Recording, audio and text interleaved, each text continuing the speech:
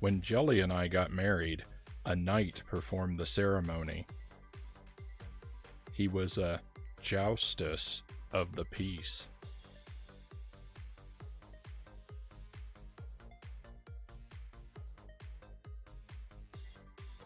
Welcome to the stream. Happy Tuesday, everybody. Great to see you. Welcome in. Budafingers is first in chat with the Frownie. If your joke is bad, we're going to throw you in the penitentiary. I don't know, Budafingers. Do I get a reprieve?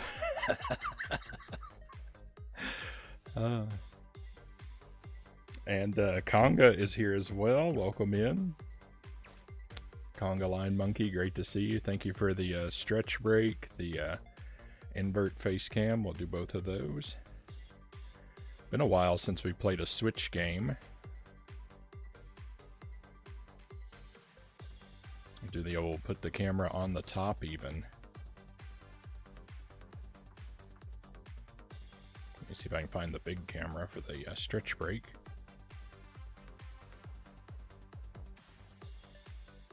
There we go.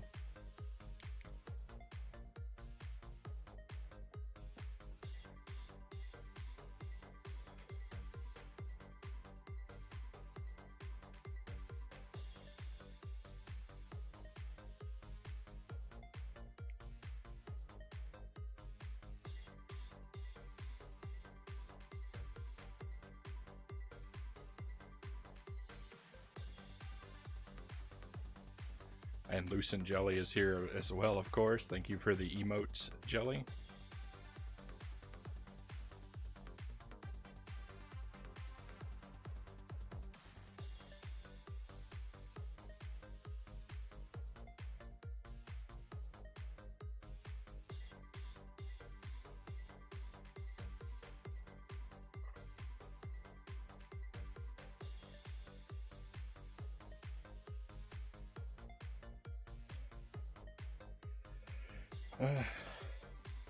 I see Isaac got some new threads. Yeah, so we're playing 2 games tonight, my friends. We're starting on both of them for the first time.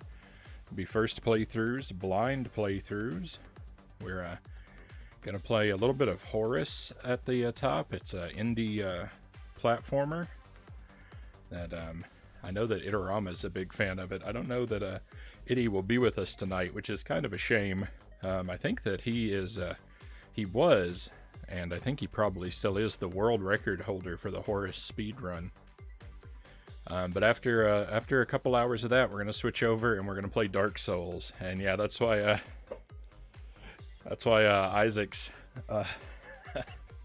got a new outfit on. He's dressed up in a knight hoodie. I don't know that it reads very clearly, but he's thematically appropriate.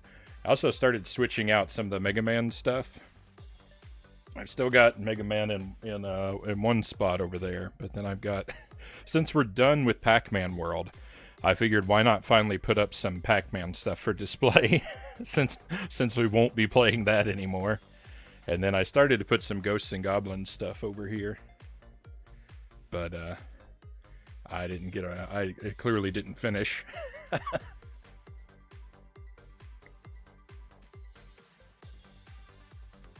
If you're gonna play Dark Souls, best to get limber right away.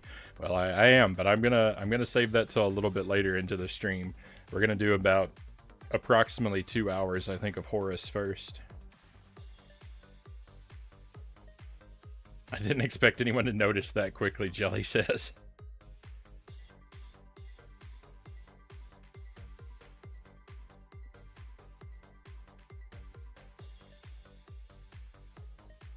Alright, so let me get my big head out of the way. This is music for Pac-Man 99 that we're listening to right now. It's just something to keep the Switch from falling asleep on us. I played a game right before going live tonight, and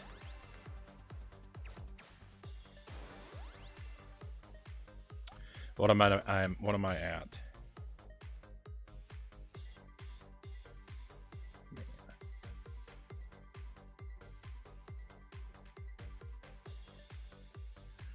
I'm at 392 matches played, 28 wins.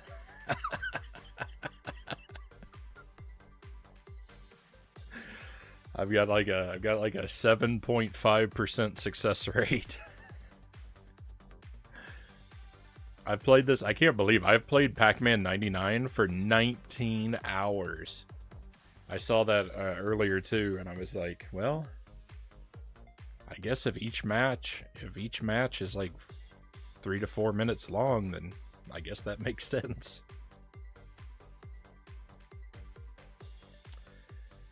All right, but let's get switched over. Let's get to the game we're actually going to start with tonight.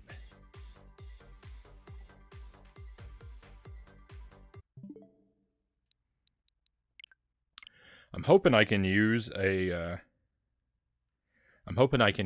SNES style controller for Horace. I don't actually know if it's going to work, but that's what I've got plugged in right now, and that's what I'm gonna start off with trying to use. Where is the game?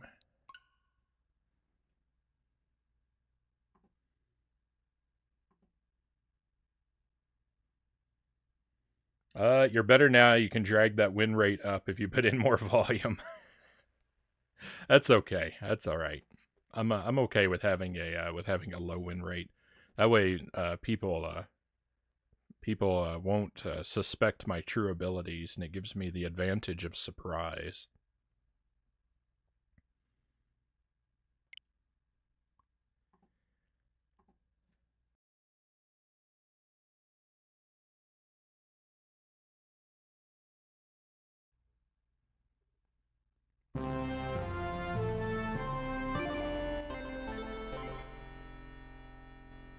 Well, that was a little loud.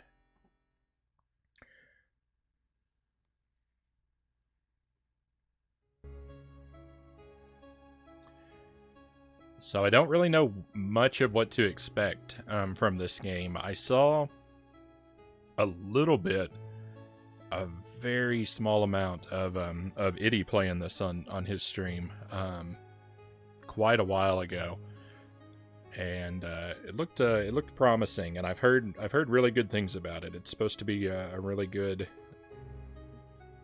sort of indie platformer.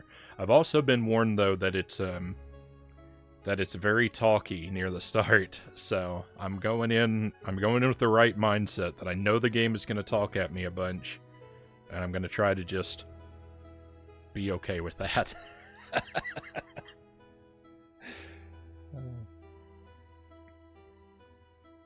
The sandbagging Pac-Man champ.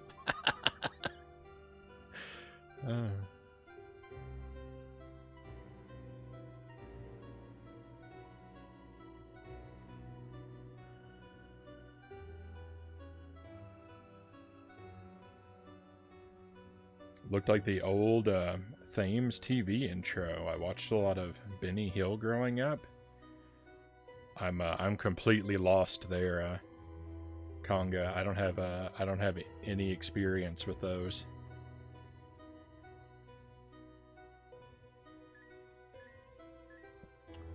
Right. Always want to start off by checking our options. Subtitles, we will keep those on.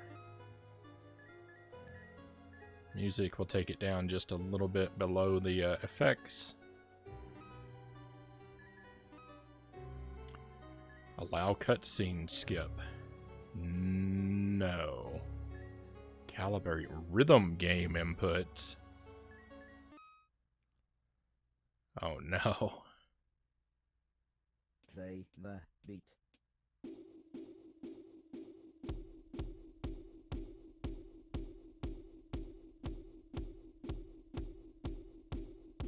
Mr. Preston asked, were you happy with that, or would you like to try again? I'm happy with that. Sure. I guess I did okay. It's a British TV channel. I think the dev screen was a tribute to its old intro. My frames of reference are very arcane. I mean, I'm guilty of that myself from time to time. No worries. Alright, let's dive in. What? What? Oh, that's not the main menu. I just saw the word game and thought that was the way to start. Alright, new game. Save slot number 3 is where I like to hang out.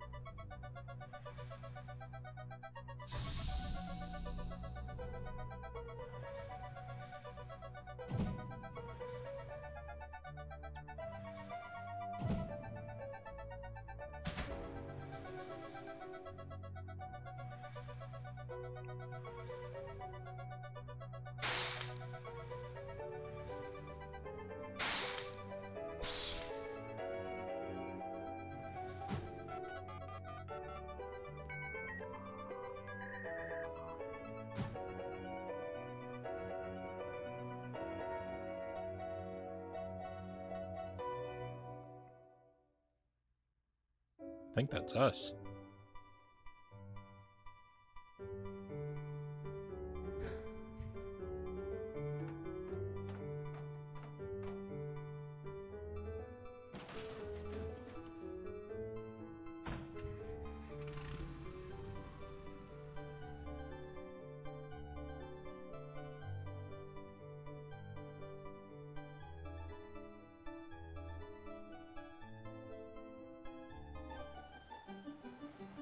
Solomon.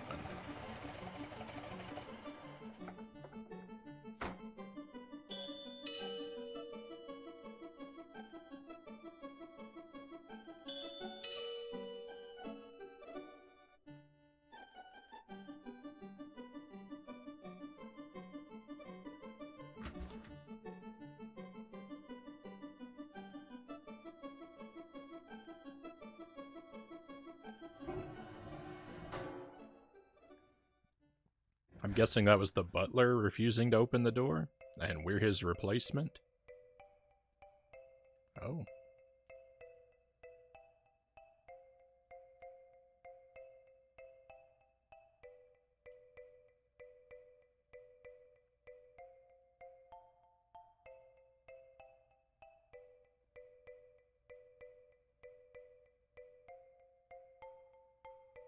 And so, I was born. The first people I remember seeing were the old man, the old lady, and their daughter, Heather. After they'd said hello, the old man powered me down so he could install some software. I could tell they were nice people. The old man didn't give me a silly voice or stupid personality. And the old lady didn't dress me like a clown. Although for some reason, Heather really didn't like me. Once I'd had time to get used to walking, the old man asked me to dash from one end of the room to the other. Alright. Tetris guy, welcome in. No matter how much they advertise Hershey's, it'll still have puke aftertaste. I don't know that I get that aftertaste from it. And yes, my camera's upside down due to a channel point redemption. I gotta stay upside down for just another couple minutes.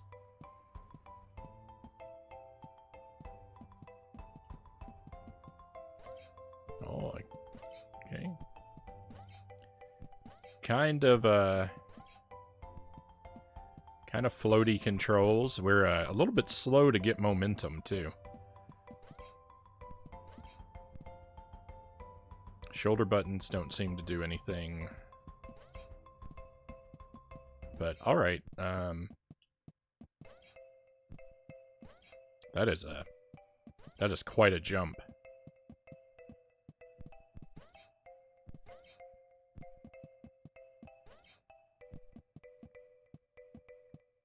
Next, the old man spent a couple of hours building some wooden platforms. He said he wanted me to jump up them, but I must admit, I was scared. It wasn't until I saw Heather and her mother happily climbing up them that I decided it might be okay.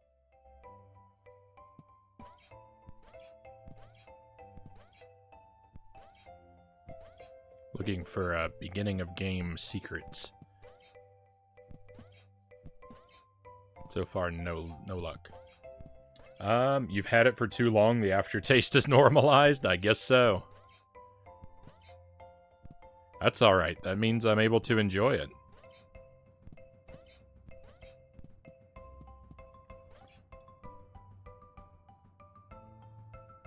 He hasn't figured out how to make it right side up. We try not to draw attention to it.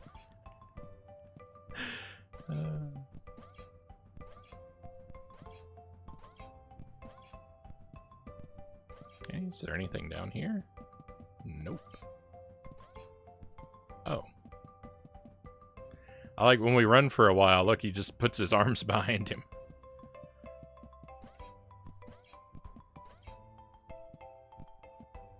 The old man then rearranged the platforms. He told me to try to reach the other end of the room without touching the floor.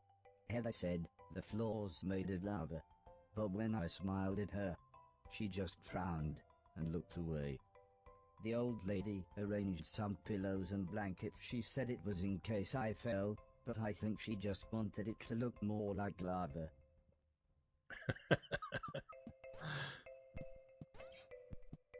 Alright, I mean, we're off to a pretty good start with this game. I like what they've done with the pixel art. It's got a nice look to it. I like this computer here in the background. I immediately fell in the lava and died. I failed the first platforming challenge of the game. I can roll with that, Frownie. We appreciate your cam bat life experience.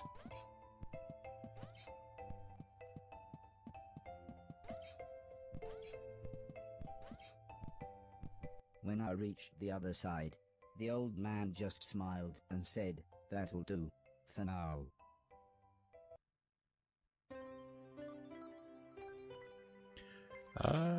Begin, be bold, and venture to be wise. Learning to walk. Oh, is it going to be winter? That's the best time.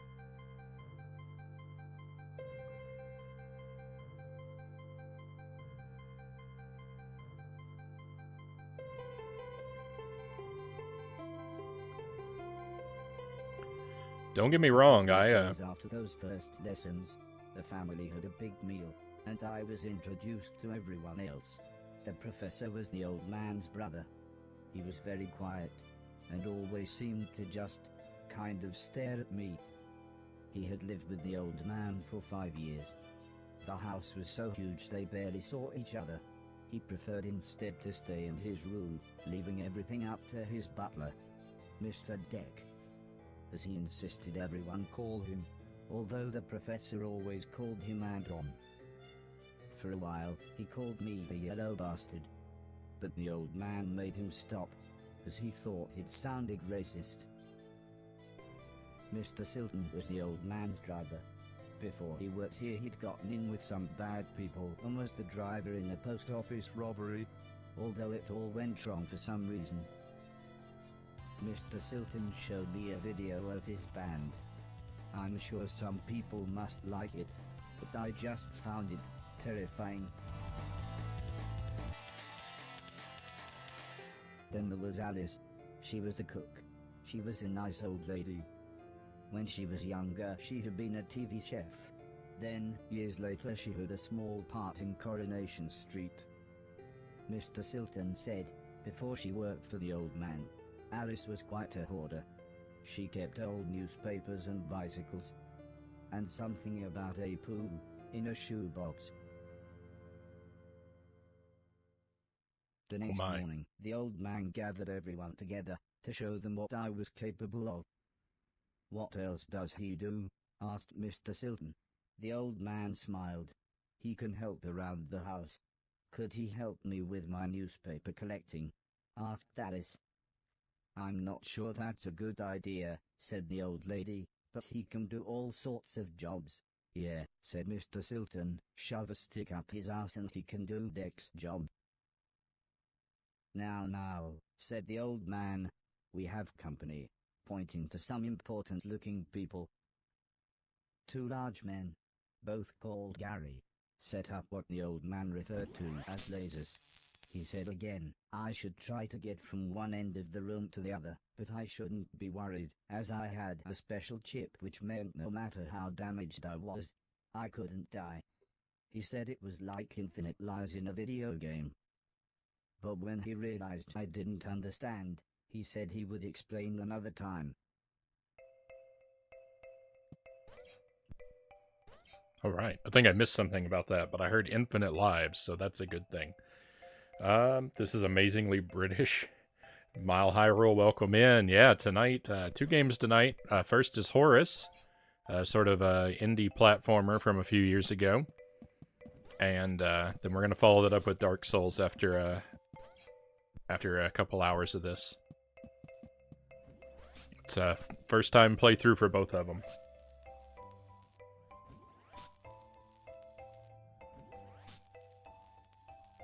Why is your screen so small for you? Well, I didn't figure my face cam was of primary importance. I have been upside down long enough though, so we'll go right side up. Just trying to keep myself out of the way of the game. No, I haven't started it at all, Mile High Roll. This is we're starting both of these games tonight for the very first time in each of them. I don't think I can jump high enough to get up there.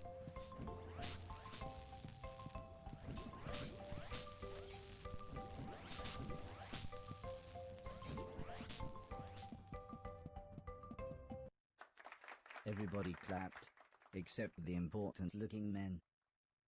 Not exactly a cold, calculated killer, is it? Said the man in black. The man in grey laughed. What kind of artificial intelligence was that? He asked. Move right, unless there's something in the way. Okay, said the old man. He turned to me and whispered, they're going to make it quite a bit tougher, but I'm sure you'll be fine.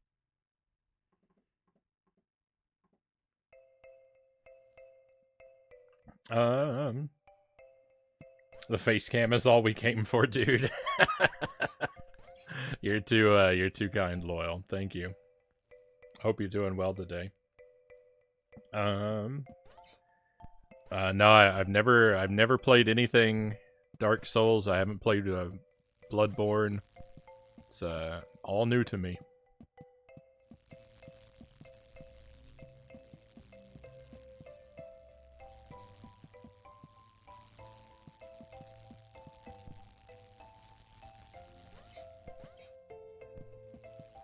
Uh-oh. Uh-oh.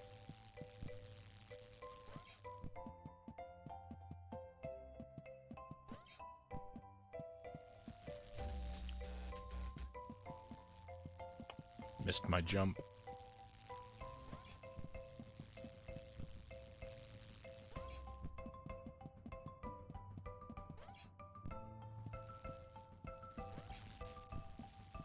It's weird because this character has a big floaty jump, but at the time he really feels like he has a lot of... At the same time, he really feels like he has a lot of weight to him, so...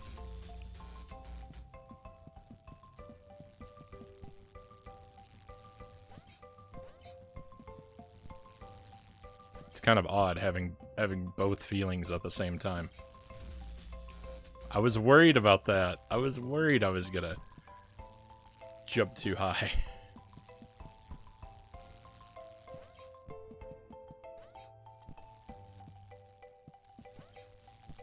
Alright, we're gonna get it this time.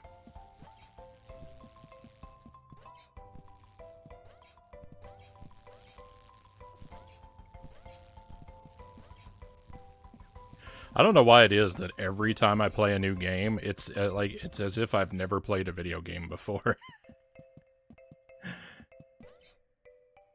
The Garys then rearranged the room one last time. The old man smiled. Now, there's no need to look so glum, he said. I'm still happy with everything you've done today. So this time, I was determined to do him proud. I'm sorry to hear that things haven't been well for you today, Loyal.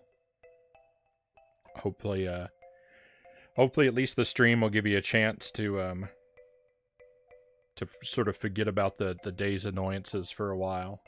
Give you a chance to relax, and hopefully tomorrow will be better than today. I come for the cat, Smile Hyrule says. We see the cats like 3 times a year. Twiggy, you never see at all. Twiggy doesn't like to be picked up, so I can't bring her down to the basement. Hope I do not pass out before Dark Souls. Me too, but I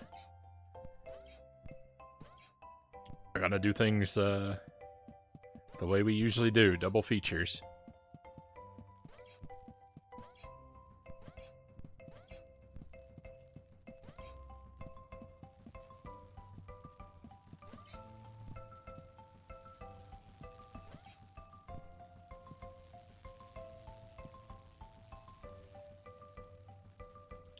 Thought there was a fly at home.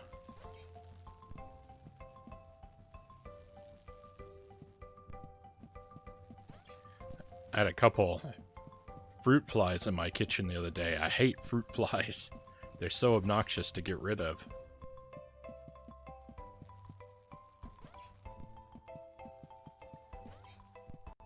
Okay, some nice precise jumps there. I like that. Friends actually seemed quite happy when I made it through.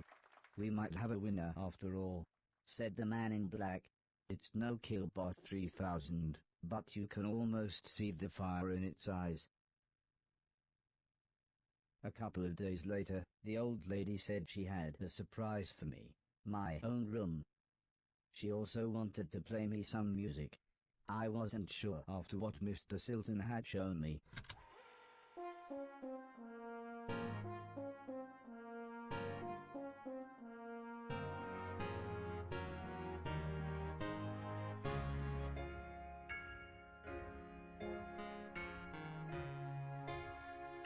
As if music wasn't amazing enough, the old lady then bought me a television set. I couldn't believe what I saw. I watched everything I could. Comedy, drama, horror, sci-fi. Anything anyone wanted to watch I would happily watch with them.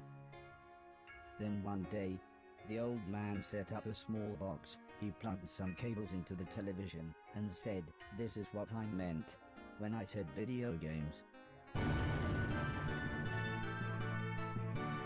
I played games at every chance I could.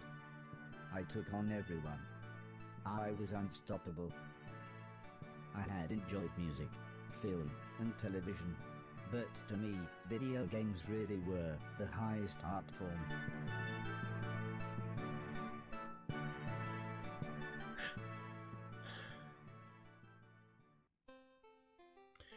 Oh boy, I get to play Pong. What kind of knockoff electricity is that? You can duck under it. This is what happens when you buy. Is this what happens when you buy batteries from the Dollar Tree? Buddhafinger says. You get back to Jump King yet? I have not Mile High Roll. I need to do that. Maybe we're gonna have the Switch hooked up for a while. I don't think I'm gonna have room for Jump King this week unless we do it at the end of a stream, unexpectedly. But maybe we'll work on it a little bit next week. We'll see. Just feel overwhelmed, Loyal says. Keep asking people for space, not getting it, and being turned into the bad guy for needing to decompress. Conga says, I've been in a similar position recently. State your needs and do what's best for you. Sound advice. Sounds like sound advice to me. Electric sound coming from that level.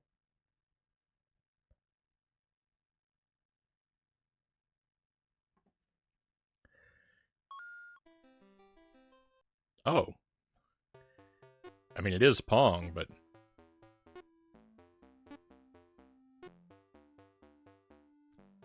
I failed. I failed Pong.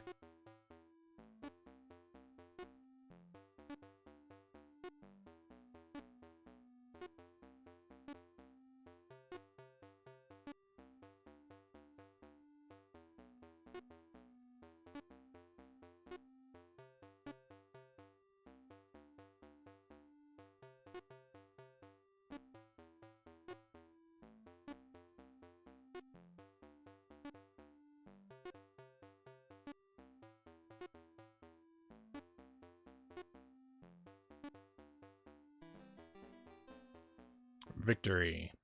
Heather's birthday was a couple of months later. Her mum and dad had bought her a camera and arranged a day out by the sea so that Heather could take some photos, although I really don't think she wanted any pictures of me. When the old man asked the professor if he wanted to go, he frowned and said, "I can't believe you want to spend time with that thing, it could destroy the world." I wasn't sure what he meant, but the old man just smiled and said, "That's what you said about the Game Boy. Anton, how about you?" "I don't think so," said Mr. Deck. "The last time I got in that car, Barry crashed us into a branch of Woolworths. I never would have gone into Woolworths of my own accord." The old man explained that the car was old and the brakes had failed, but Mr. Deck was having none of it. So Mr. Silton drove, and Alice came along for the fresh air. I'm playing this on the Switch, Tetris guy. I enjoyed being outside. Although, the old lady kept telling me to be careful of the rickety old walkways. It felt like she was telling me off, but I think she was just concerned.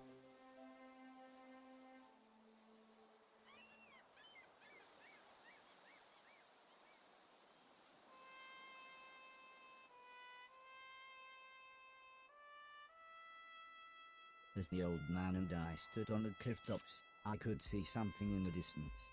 I wasn't sure what it was, so I asked the old man. He said it was a battleship that had sunk in the 1940s. But he looked so sad when he spoke about war.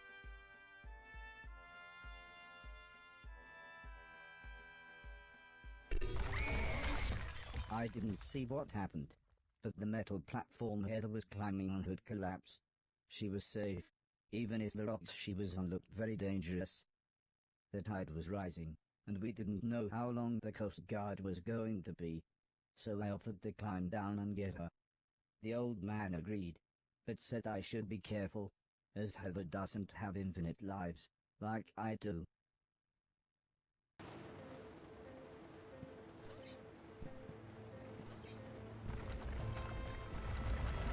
Oh my. I didn't know the platform was going to collapse.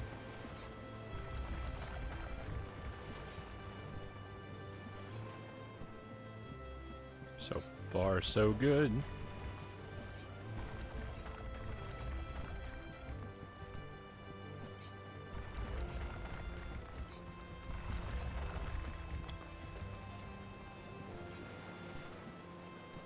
Heather was unconscious, and her leg was broken, so I picked her up as gently as I could. I decided it would be best if I didn't run the rest of the way.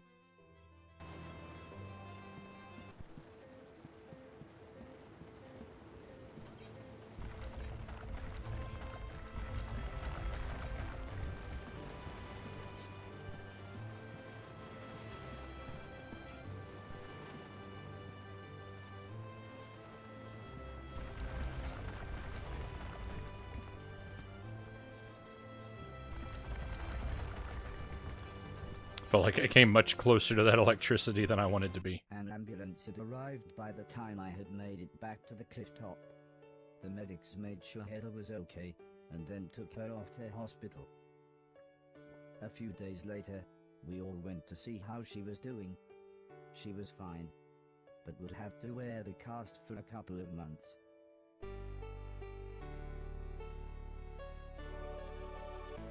Thank you for the GG Mile High Roll. First challenge of the game complete.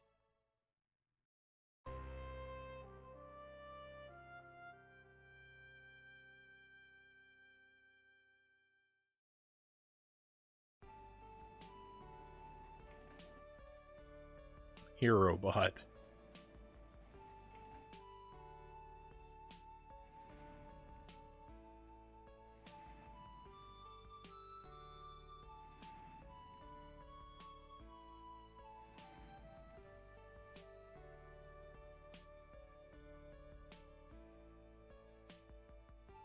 Once Heather got to know me, we became good friends. We enjoyed the same films and TV. She was also annoyingly good at some of my favorite games. After a while, she became very interested in how I worked. Soon she knew as much about me as the old man did, if not more.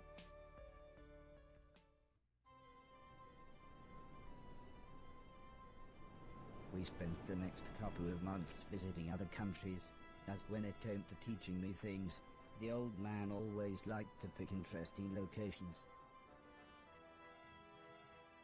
He had explained the basics of mathematics to me at the Great Pyramid of Egypt. Taught me history in the dead of night, surrounded by mysterious giant stones. And even showed me science in action high up in a hot air balloon. This is why I was surprised when the old man took me to a restaurant. It was nice, but it seemed very somber compared to the previous grand locations. He said he just wanted to chat, and this was nice and quiet. Plus it was his favorite place to eat. We talked about life, the universe, Douglas Adams, everything really. When I asked him why were we here, why did we exist, he just smiled and said, life is like a game, just don't expect to be finished anytime soon. When I looked puzzled, he said, well, everyone should have a purpose. So I asked him, what's my purpose? He thought for a bit, then said, so you want to be a real boy? Which just confused me even more. Eventually the old man said, for now, I want you to help clean things around the house. I must have looked unimpressed, as he then said, okay, I want you to clean 1,000,000 things. It didn't sound like the meaning of life, but I suppose you've got to start somewhere.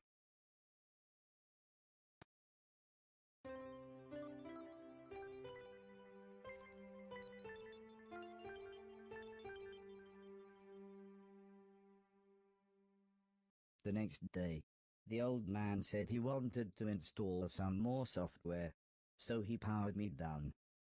When I came to, he said Mr. Silton had a joke for me, and that I should pull his finger. I don't think I got the joke, so the old man powered me down again. This time when I pulled Mr. Silton's finger, I got the joke, but it wasn't very funny. The old man then explained that he had installed a special chip which allowed me to clean away anything that was broken. He said it also tells me how many things are nearby, and how many smaller things are in a bigger thing. It all sounded very complicated, but he said all I really had to do was pause, and it would bring up all the information I needed. He then said he wanted me to find and clean all of the items in the room. He told me there would be some chains to climb, but that would be nice and easy, as I just had to press up. He then finished by saying, when I had collected all the items, I should come back here.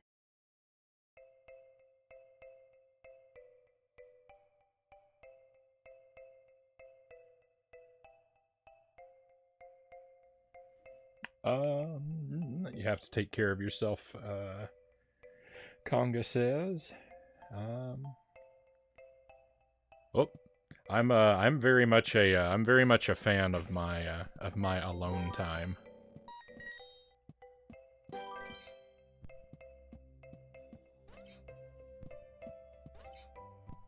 I think it's important to have one's time. I think it's important to have time to oneself. 6 hours, Malhiro said. Sometimes I do not want to talk to people for like 2 weeks. That may be a bit more alone time than I seek out personally, but we're all different. Cows are important. Welcome in, cows. What's going on in this story? I'm so lost. We have to start cleaning junk.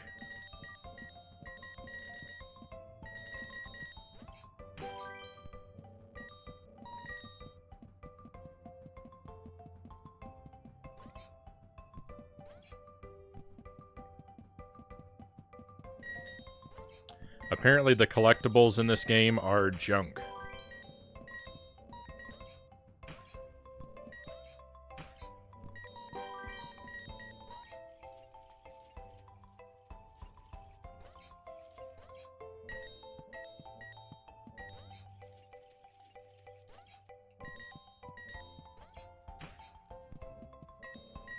Whoa. Ah.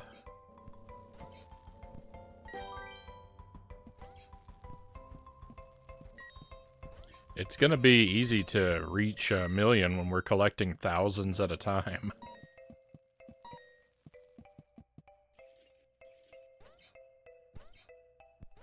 Why didn't I grab that other chain?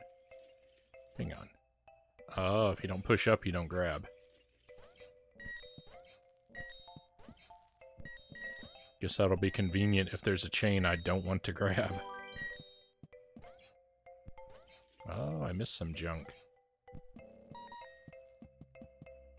So depending on the size of the junk, you have to stand by it for longer amounts of time.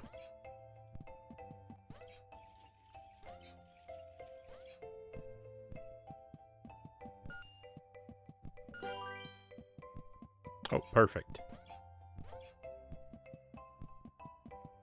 The old man then asked the old lady Heather and I to follow him outside.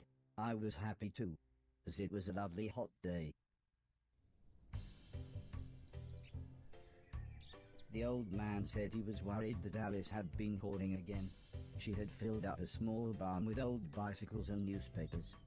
Heather said, this would be a perfect chance to properly test my new powers.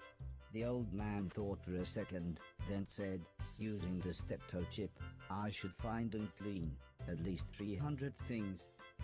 When we explained to Alice what we wanted to do, she seemed scared. But after the old lady kindly explained that, well, the barn was starting to smell, she said it would be okay. One last thing, said the old man. If you want to use a door, just push up. When I was about to enter the old barn, Mr. Silton said he had seen some mushrooms growing inside. He asked me to give him any that I found. He then winked, but I wasn't sure why.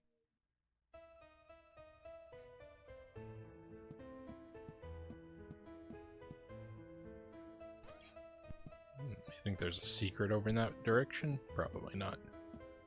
I feel like this water will kill me, so I'm going to stay away from it. This is such an odd game to come into the middle of. It's an odd game to be here from the start of. It's not so bad. I was warned in advance that it was going to be very talky, and so I am maintaining a good spirit about the talkiness. It's actually not overly talky at any one given time, though, and fairly interesting, so.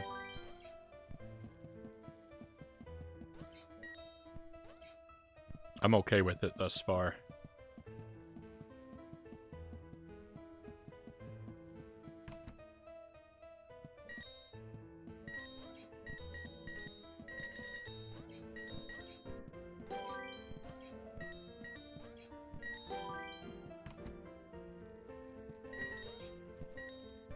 Oops.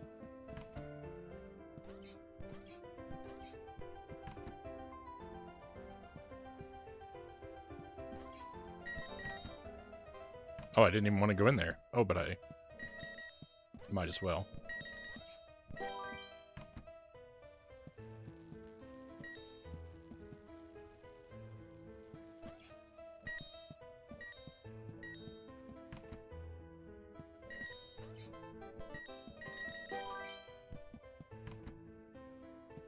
It plays a little song when you collect mushrooms.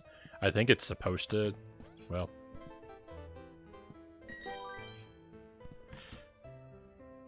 I don't know. I don't know if that's supposed to be reminiscent of Mario or not.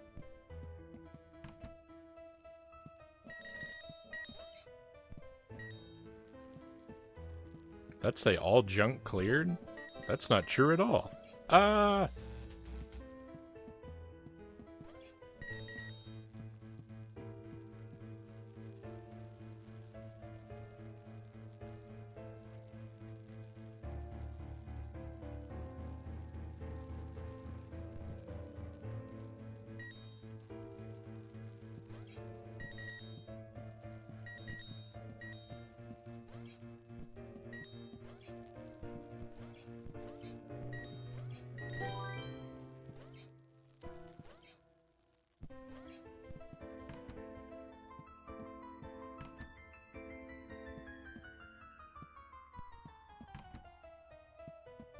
think that's probably it.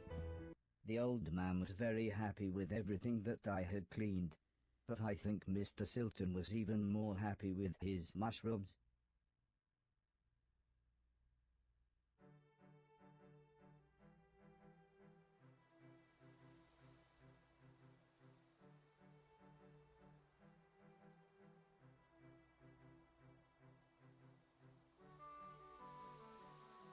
It wasn't the days getting shorter, or the evenings getting colder. It was the falling leaves that really made me feel sad. As we watched the trees blowing in the breeze, the old lady said, "The leaves must fall before the blossom comes." She had already explained the seasons to me, so for once, I actually understood. But it didn't make me feel any better. The old lady obviously had enough of my moping, and said, "Right, next week we're going to have a party." For some reason she insisted that we were all going to wear costumes. Heather was very excited and said, "I've got some perfect ideas."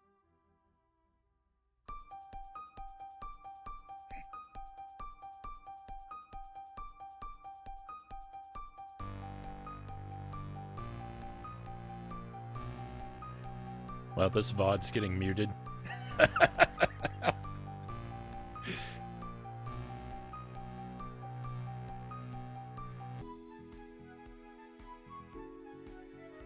It was terrifying. Everyone was dressed like someone else. I think I was meant to be some kind of pumpkin, as everyone kept shouting, "It's the Great Pumpkin." Still, at least Mr. Silton was having fun telling everyone his joke. And I suppose Heather's costume was quite flattering. After what seemed like forever, everybody left, and things got back to normal. Heather was allowed to watch a scary film before she went to bed, but I had to help Alice and Mr. Deck clean up.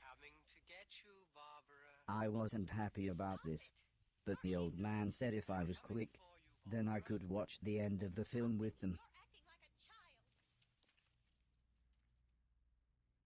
Alice was vacuuming, and Mr. Deck was taking down the decorations, so I thought I should clean up the plates and glasses.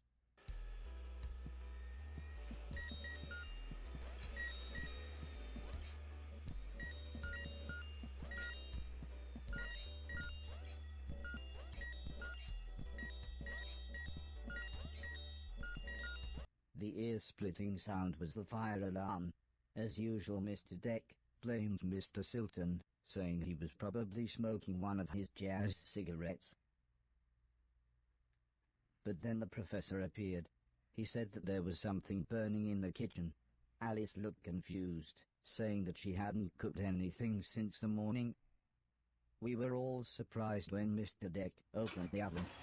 Inside was a large black cloak and a slightly burnt pair of men's underwear. Suddenly the old lady burst in. She looked terrified. She kept shouting, "There's someone on the roof." When we went outside, it slowly became obvious that it was Mr. Silton. He was completely naked and playing his guitar. He shouted down, "When I finish this song, I'm going to fly." The old lady said, "Oh my God, I know this one, there's only about 30 seconds left." The old man then quickly turned to me and said, "You know what to do."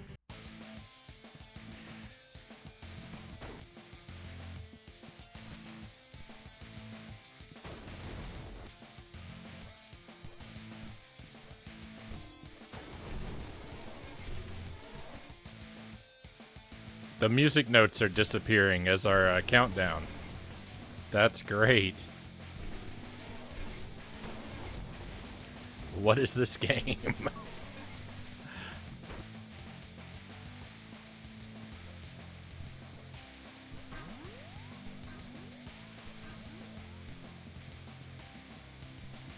Oh no, I don't know where to go.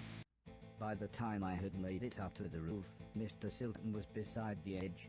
I tried to calm him down, but he was acting even more bizarre than usual.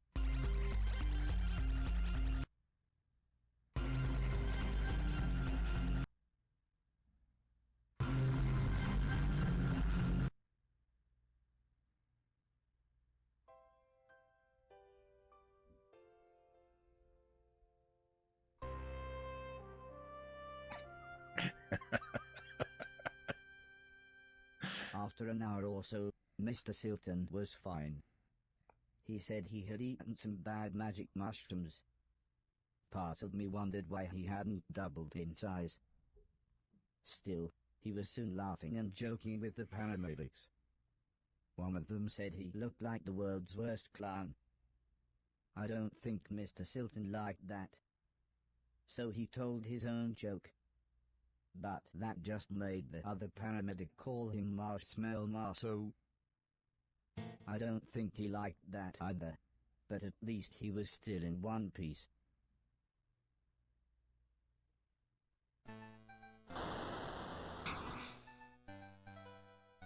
A month or so later, Heather and I were playing video games, when the old man said he wanted me to come outside. He said it had been a year since I had arrived, so he had a present for me. He placed the teddy bear high up on a wooden platform. He then told me I should try to pick it up. Uh-huh. I think I'm going to need those new shoes. And I kind of like horror movies. It depends on a like movie by movie basis. I kind of like things that are I kind of like older horror movies or horror movies that are a little bit more spooky than actually disturbing.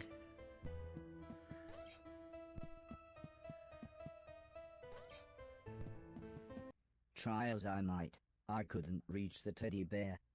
However, I still don't understand what happened next.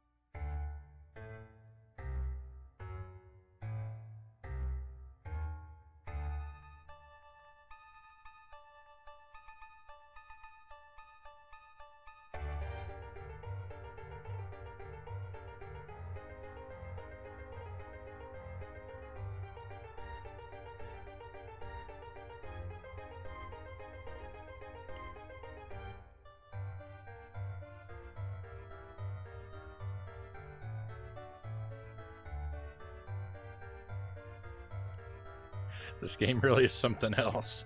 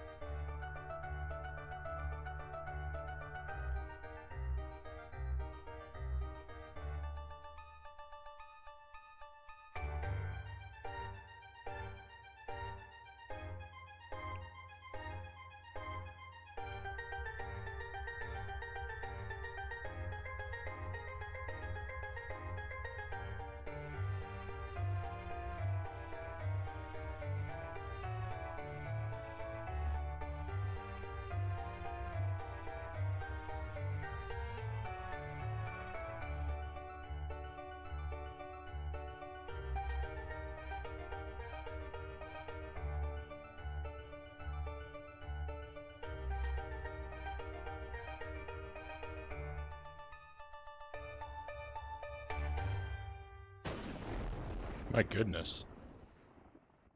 Was I dead? Was this heaven? It sort of looked like the basement bathroom.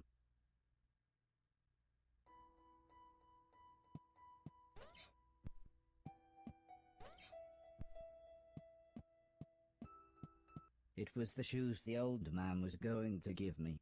I thought I might as well put them on. They were just the right size.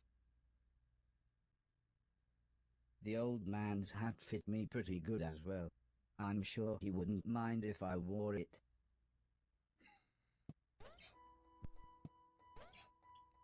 I thought the new shoes would give me like a double. The shoes allowed me to defy gravity. Or maybe it was the hat. I thought the new shoes were going to give me a double jump, but I'm okay with this. Anti-gravity shoes. Oh my.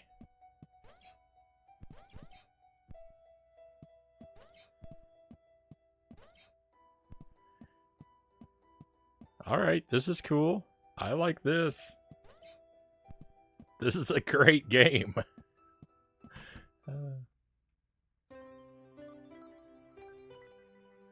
Nothing is beautiful from every point of view.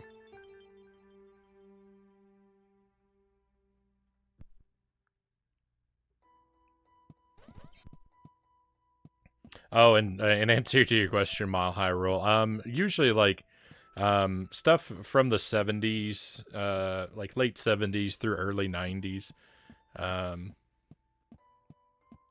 don't know. So many I mean there are good sort of modern horror movies too, but so much of horror is so miserable and nihilistic, and I don't know. I'm not going to get into that kind of stuff. If I've got some time to kill with a movie, you know.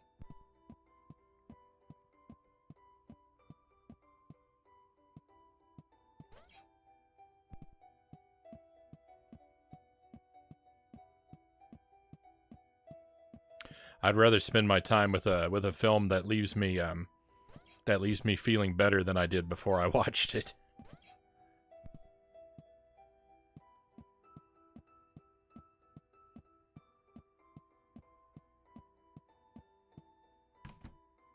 Part of the basement was flooded, and the stairs had collapsed.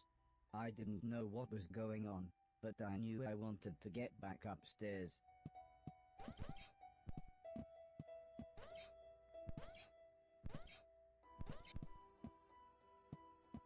The gate was locked. I would need a key to open it.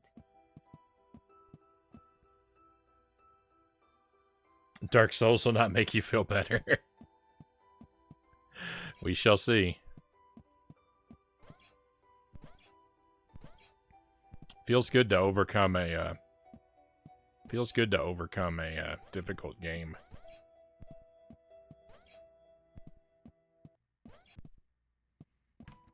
I had to be careful. The electricity was going haywire in some places.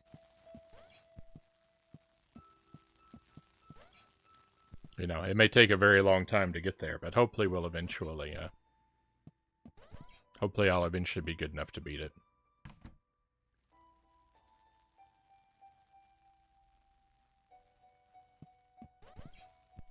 I did. We did Silent Hill 2 on the stream.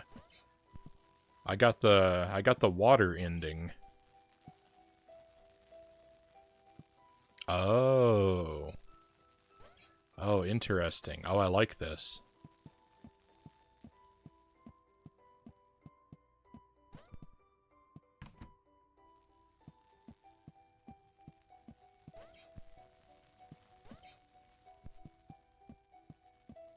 Cool. How long had I been asleep? Months? Years? I was so confused. Where had everybody gone?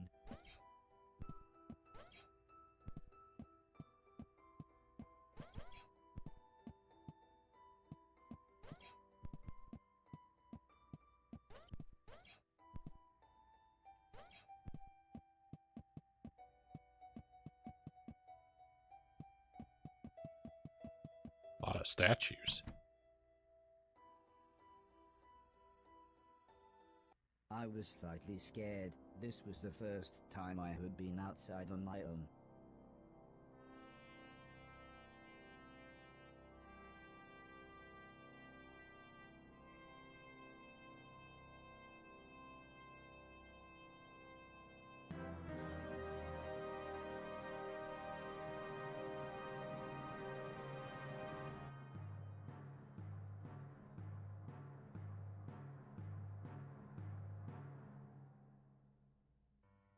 I knew what I had to do.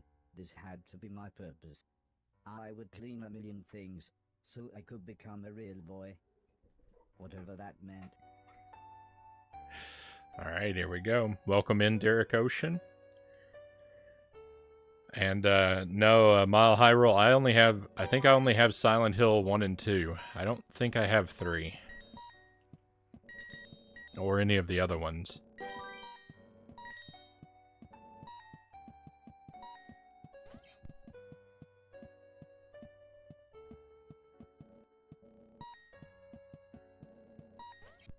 So I'm not really likely to play them for a very long time.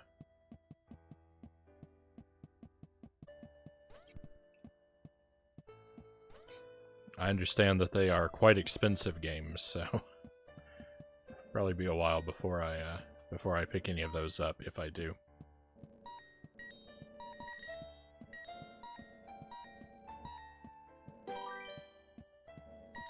I might replay 1 at some point, though, to see if I can get a better ending.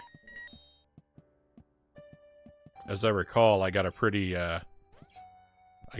bad ending, as I recall.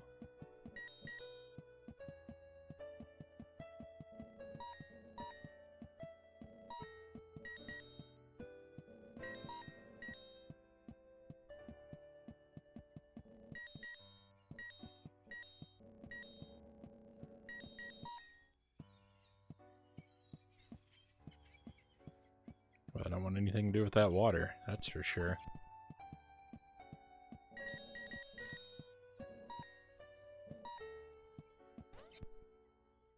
A key to life, great to see you. How did Cuphead go?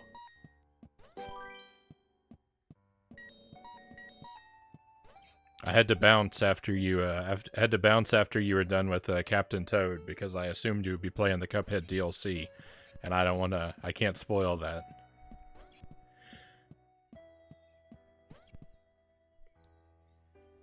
This is Horace. It's an indie game from a couple years ago.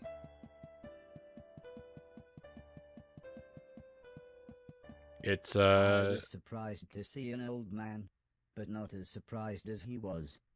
It turned out he was blind. He was kneeling on the floor with his hand in a drain.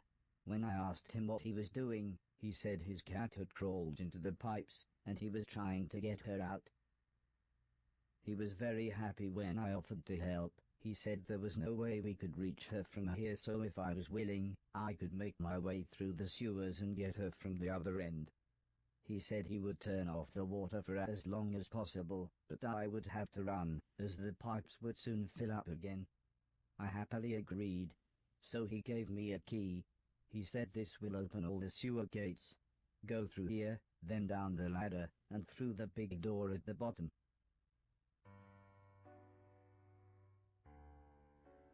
That's a pretty good summary, Mile High Roll. Well, I mean, I don't know if the world is over, but we're definitely we definitely seem to be in a bad future. There's trash everywhere. People's cats stuck in the sewer.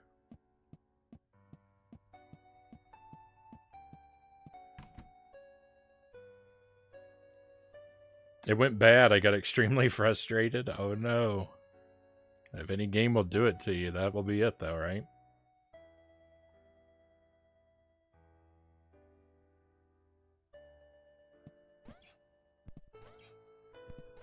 I don't remember. I'm playing it. I've got it on the Switch. I don't remember what I paid for it, but it wasn't a whole lot. I got it on sale.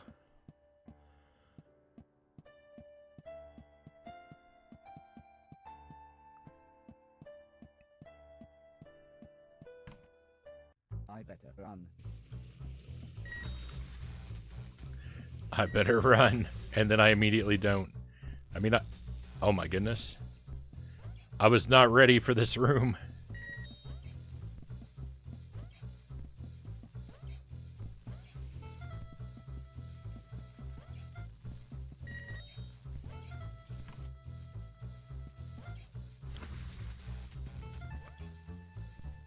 Oh.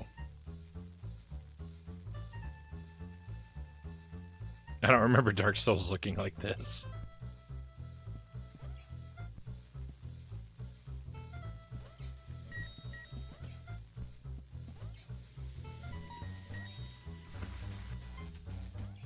Oops. Good thing I've got infinite lives, huh?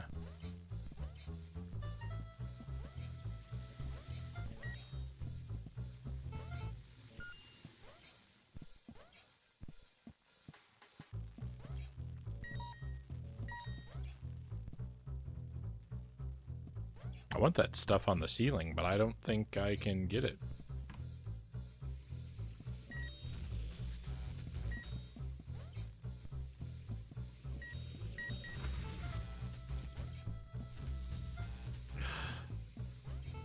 Alright, well there must be some way to waterproof myself at some point, because that bicycle is down in the water. Or maybe just remove the water. Oh my goodness.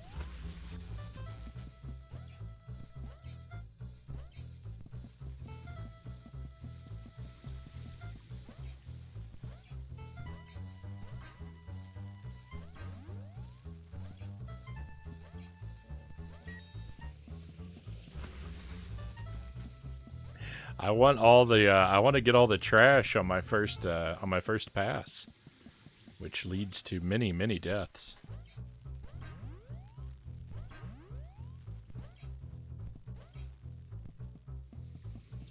I found the old man's cat. She was fine, if a little confused. I was horrified. It looked like me, but it shambled around like something from the film we watched on Halloween. Uh-oh.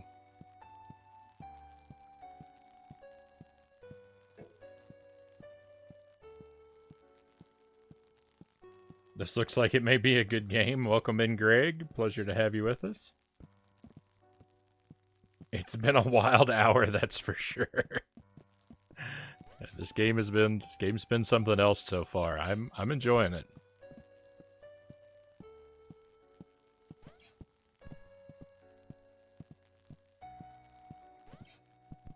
It's got an awful lot going on.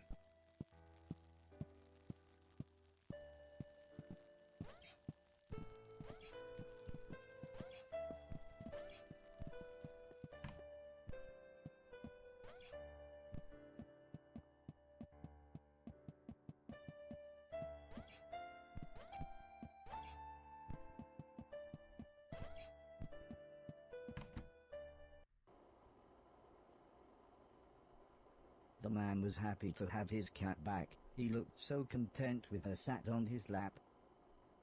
I told him about the thing I saw, but he just laughed and said, Those bastard robots, they're always getting up through the pipes. Don't worry though, it'll never get through the big doors. If I had my way, we'd have blown up the lot of them when we had the chance. I wasn't sure what he meant, but I decided now wouldn't be the best time to tell him I was a robot. The man laughed and said, "Don't worry, I know who you are," and told me that he knew the old man.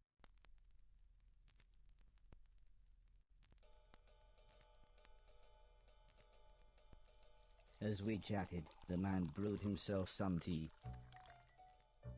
He said that he had worked for the old man. In fact, he had lost his sight in one of the old man's factories. Strangely, he smiled at this thought.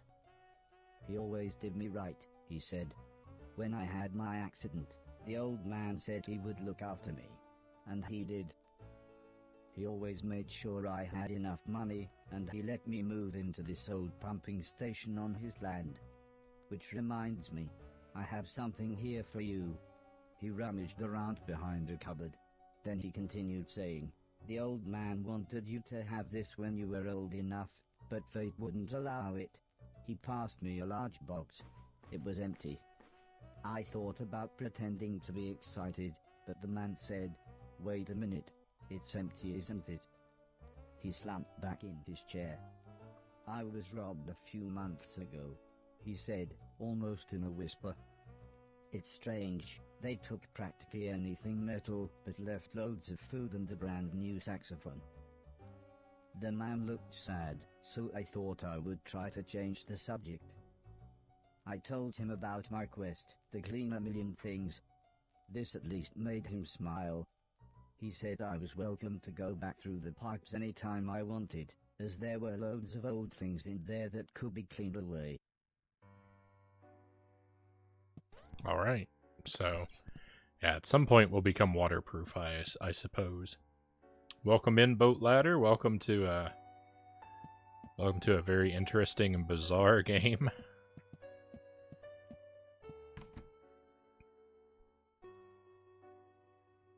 We're having a good time. And I don't know if there's any combat, Derek. I haven't experienced any. I can't say that we won't be able to get offensive capabilities later, but I don't know. So far, it's just running and jumping with no attacks.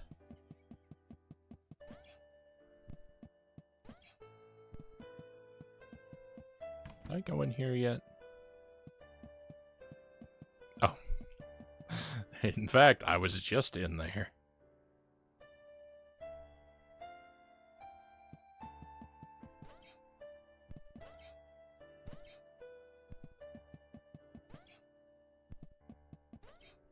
Well, I've got to find out what happens if I just leap into the sky.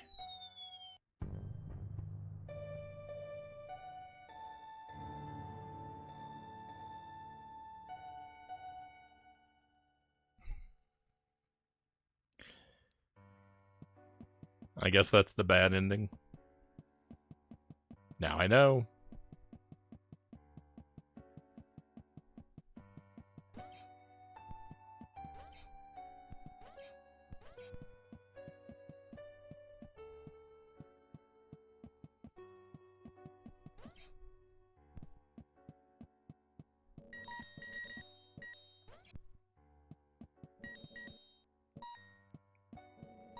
Did I ever learn to climb ladders? I didn't, so I can't.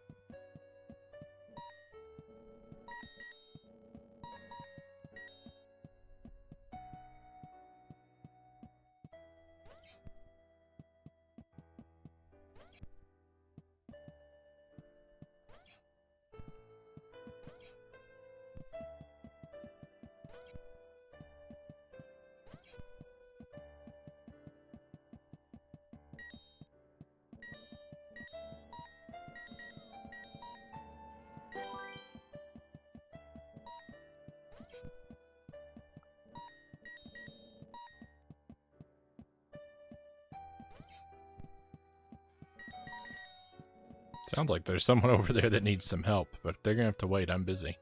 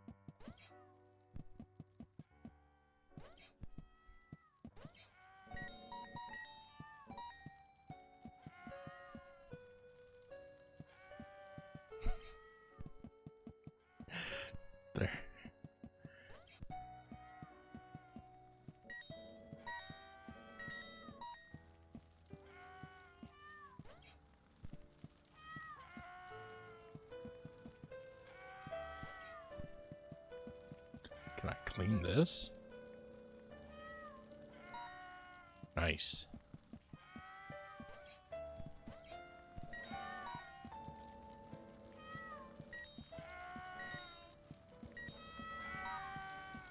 Oh my goodness, it's a burning house. The screaming was coming from one of the bedrooms, but the stairs were blocked by a wall of fire. If I had known it was a burning house, I would have been faster.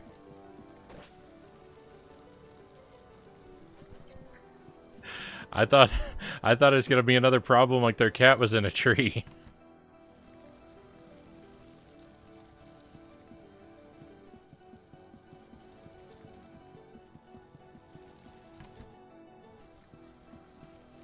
The people screaming turned out to be a man, a woman, and their children.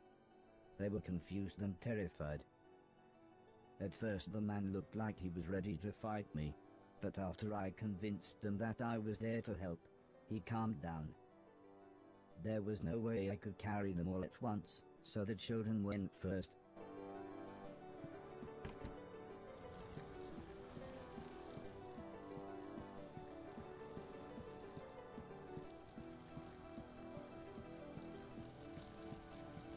I dropped the children off at the front door and promised them that I would be back with their parents.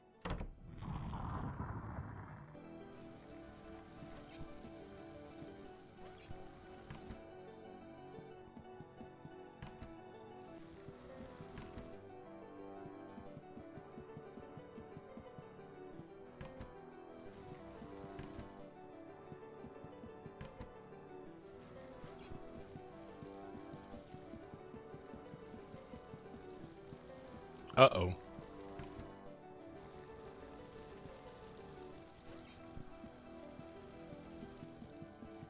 The fire was getting much worse, so the woman went next.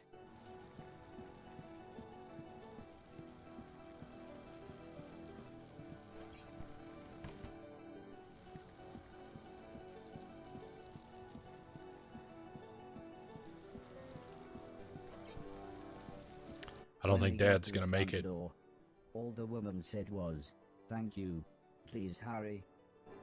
I couldn't leave, not while people were in trouble.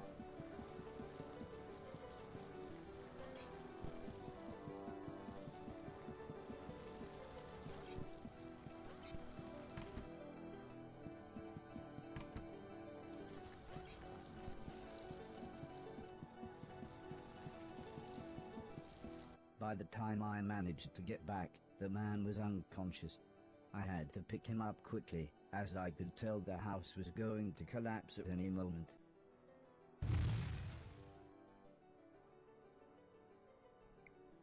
What?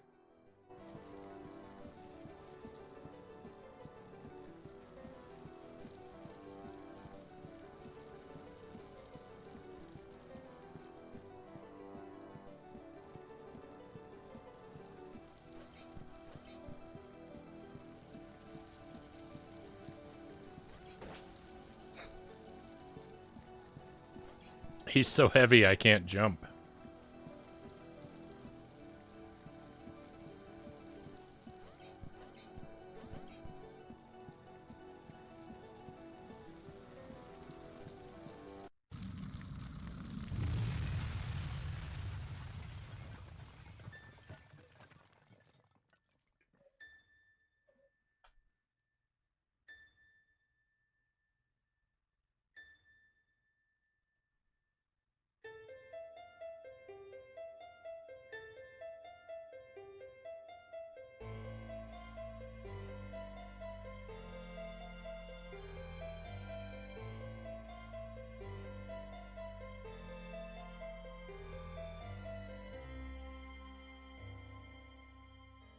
I helped the family set up a tent so they had somewhere to stay.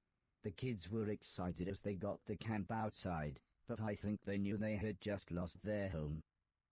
When I mentioned my quest to clean a million things, the man said I should look through the rubble of the house, as they had no use for it. So, when everyone was making dinner, I looked through the wreckage. There wasn't anything I could clean, but to my astonishment, I found a TV set and a games console. With a bit of fiddling I was able to get them to work. So I sat playing games with the kids until their parents said it was bedtime. As we talked, the man opened a bottle of wine. I asked what had happened, why was everything so ruined? The man looked at the woman, then the woman sighed and said, "There was a war." "Yes, a war," said the man. "One side of the planet attacked the other, and before we knew, it was all over. Everything gone. Everything destroyed." What a "Well, headline. it's late," said the woman. "We should really get some sleep. Help yourself to anything you need, and we'll see you tomorrow."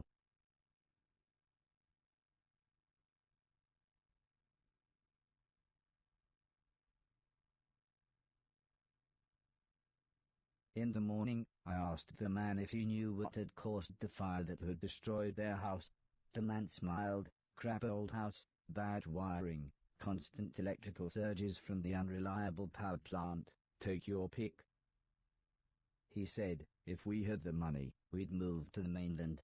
But we can barely feed ourselves, let alone buy a new house, so for now we're left here with the rest of the scum. But he did say I should head to the mainland, as there would be plenty there for me to clean, and a better quality of rubbish. The man said, "Before the war, my lovely wife used to be a fisherman." "Fisherwoman? Fishing person?" "I used to catch fish," interrupted the woman, "and, seeing as you saved us all from the fiery end, maybe you would like to borrow my boat to get to the mainland." I was a little scared, but then they gave me some captain software and I was an old salty sea dog within minutes.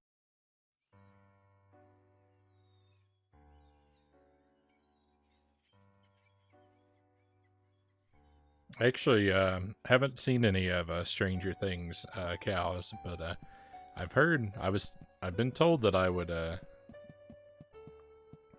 enjoy it, at least the first season, but just haven't ever made time for it.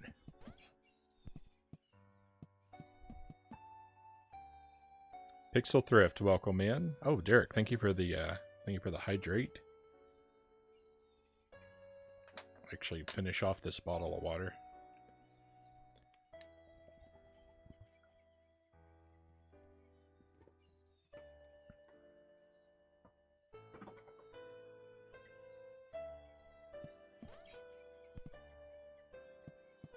Well, I guess we better take this boat.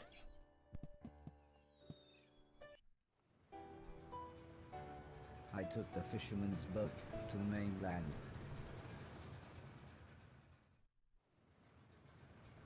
The fisherman was right. Everything was in pieces. Everything had been destroyed.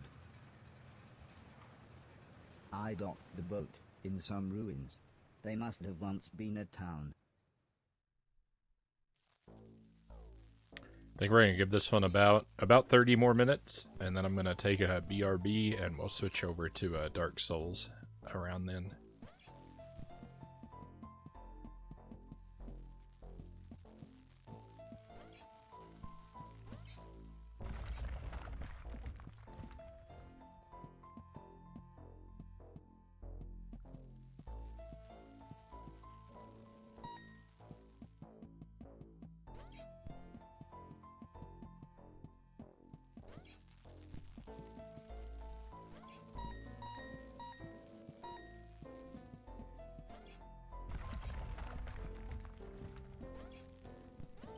I hope that grows back.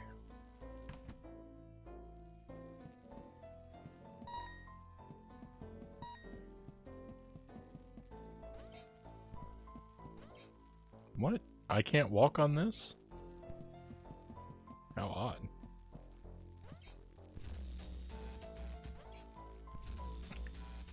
I can't make this precision jump.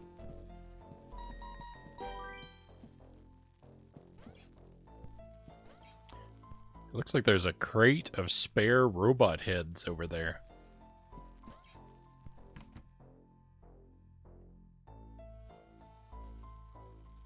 Takeda, welcome in. Hello to you. I hope you're doing well.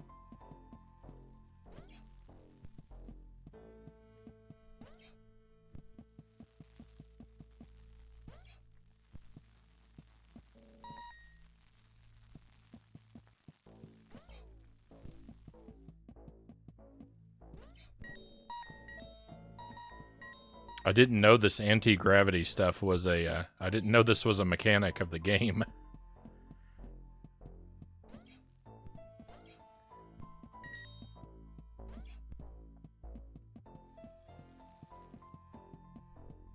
I was confronted by a lovable fat old dog. He almost looked pleased to see me. Suddenly, 3 men appeared holding large guns. Or at least 2 men and what looked to be a pregnant woman. Incredibly, it was Mr. Silton. I thought you'd been shut down, he said. I mean, it's been years. I'm not really sure what happened, I replied. I then told him about me cleaning a million things. He laughed and said, nothing changes. He then showed me into what was surprisingly a really nice house. Please excuse my husband, said the pregnant lady. I'm Edwina, but everyone calls me Eddie. I believe you know this idiot. And that's Preston. We've met, said the small man. It was me that delivered that thing, remember? All you used to deliver was weed, mumbled Mr. Silton as he put the dog dish on the floor. And I was there that night, when this twat was off his face on mushrooms. Thanks for letting me and the dog stay, by the way. Yeah, well, we like the dog, said Mrs. Silton. And I suppose I've got you to thank for us meeting. What with you giving Barry those dodgy magic mushrooms? She pulled out an old photograph. It was one that Heather had taken the night I had saved Mr. Silton.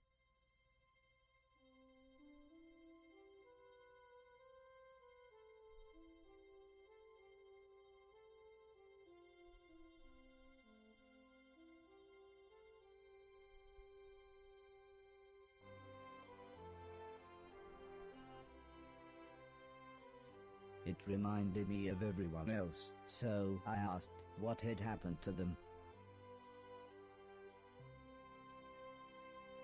Mr. Silton said Alice had a small place in the countryside. The professor had holed up in one of the old man's factories. Mr. Deck was, believe it or not, now a presenter on the only state television channel. And Heather and her mother lived on a government compound where they both worked. I asked about the old man, surprised that Mr. Silton hadn't mentioned him. He's dead, said Mr. Silton. Sorry, I thought you knew. Anyway, said Mr. Preston, I thought you said that robot thing found the mushrooms for you, in that hoarder's manky old barn. Mr. Silton looked embarrassed. Well, said Mrs. Silton, I guess we've got you to thank for getting us together then. Time for bed, I think, said Mr. Silton. Make yourself comfy, and we'll see you in the morning.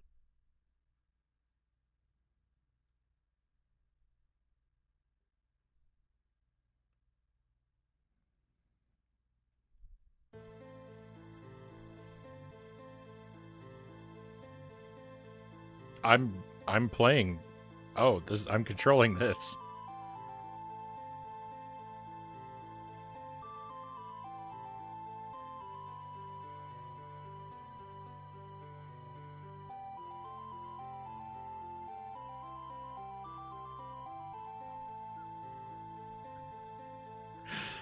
Uh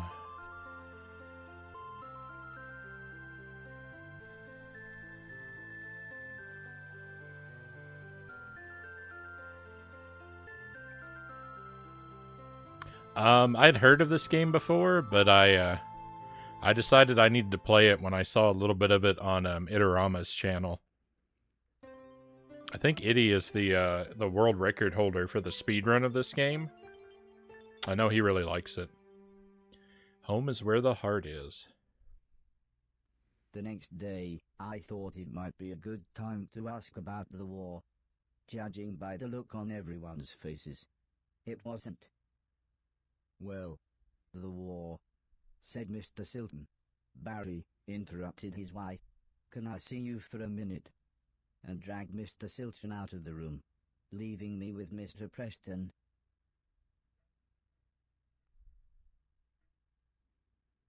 All of a sudden, Mr. Silton appeared. "How about a tune-up?" he said. Mrs. Silton started to make some food, and Mr. Preston was playing with the dog, leaving me to chat with Mr. Silton. I said that I really wanted to see everyone else, but Mr. Silton said that it wouldn't be that easy. Traveling now, especially for a robot, is complicated. Go back to the house, you could even do some cleaning. Wait there and I'll work out a way to get you to each of them. I told him that I couldn't get into the main house because the hallway ceiling had collapsed. "I have just the thing," said Mr. Silton, as he pulled some sort of card out of his pocket. "If you can get into the caves under the church next door to the house, you can use this security pass to get into the old man's laboratories. You can get into the main house that way." I was so excited I would be able to get back into my old room. I said thanks, and made my way to the front door. "Also, I think you might be able to help us out," said Mr. Silton, "but we'll meet up back at the old man's house in a couple of days. You head there and we'll see you soon." I don't want to talk over the game, and it talks a lot. There actually will be a little bit of Scooby-Doo if everything goes according to plan. I'm planning on having another Commodore 64 night on Friday, and one of the games is we're going to revisit that Scooby-Doo game, because I think I'm going to be able to get a gamepad working with the C64. So we're gonna, if I can get it to work like I think I can, we're gonna revisit a lot of games that were too tough with the joystick. We're gonna try Scooby and hopefully Contra. The huge door was sealed shut. I wasn't sure how to get inside. I wasn't sure what to do with this machine.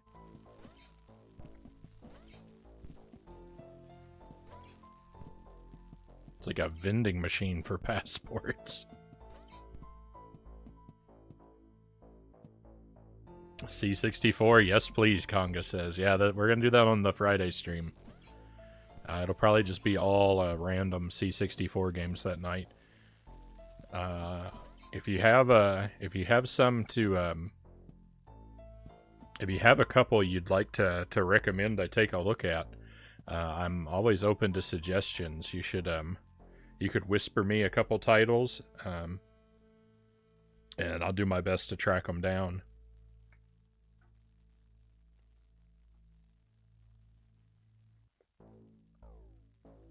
Moondust Pixels Thrift says.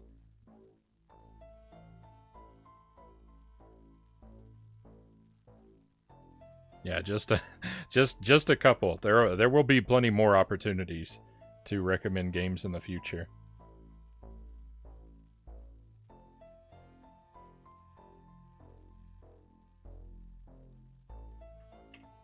Moondust is bonkers. Oops.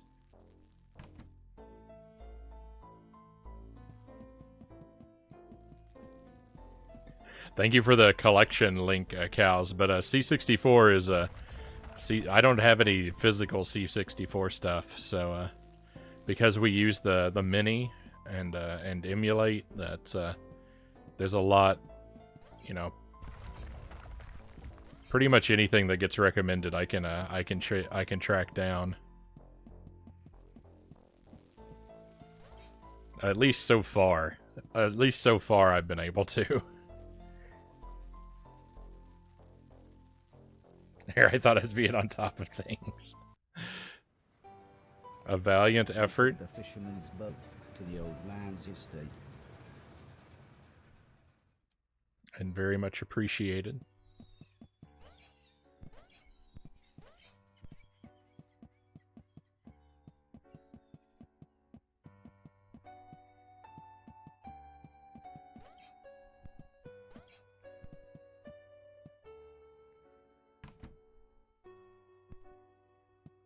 That worked?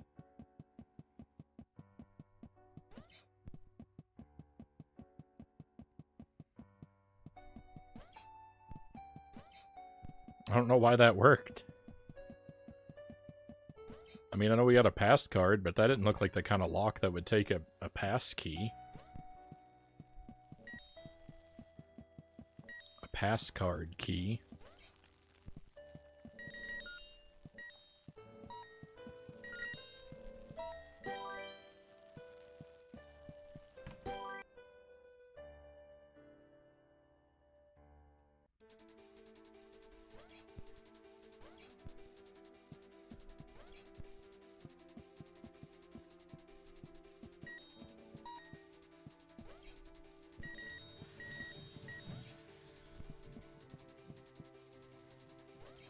This is an awfully big jump. I don't know if I can make it. I certainly can't make it if I don't jump. Oh, maybe I'm supposed to go this way anyway.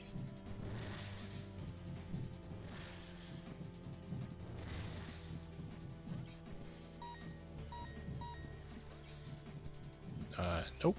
I think I'm supposed to be up there.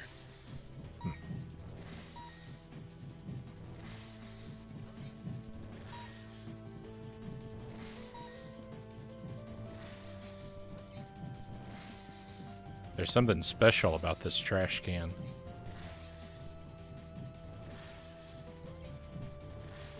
Not yet sure what it is.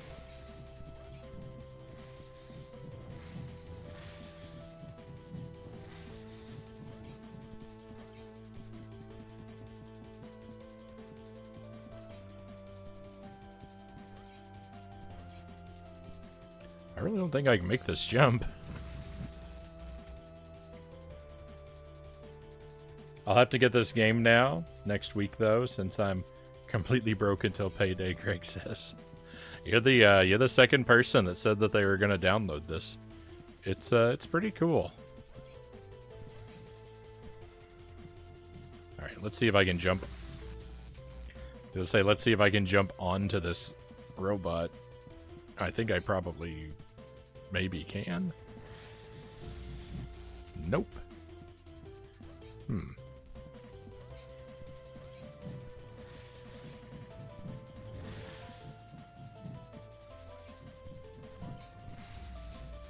How very puzzling. Maybe I'm not supposed to be in here yet.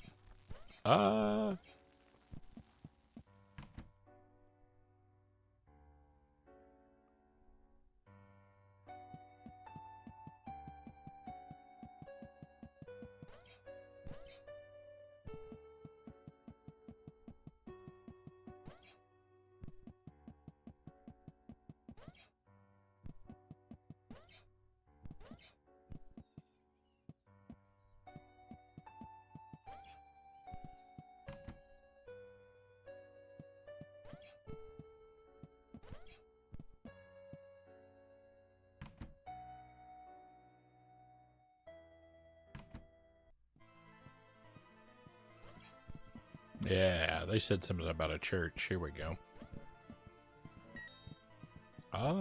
It's a Famicom. A Super Famicom.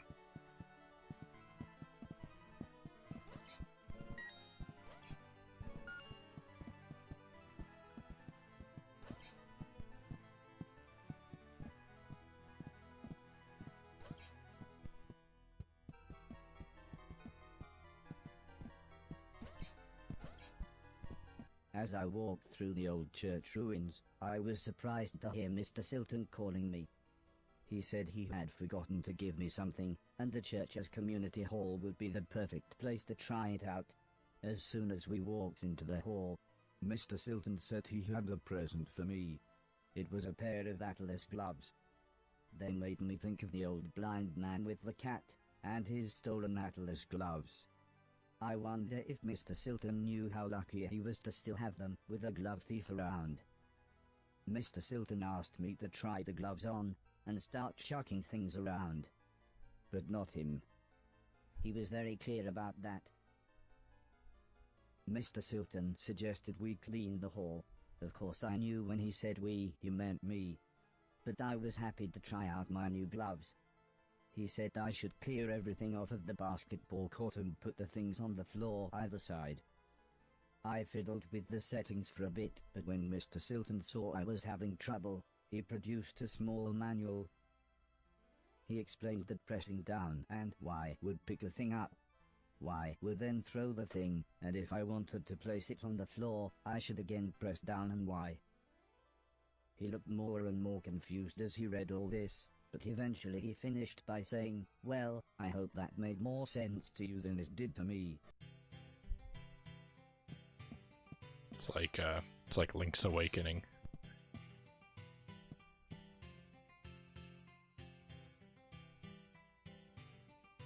The very first thing I tried to pick up, I can't.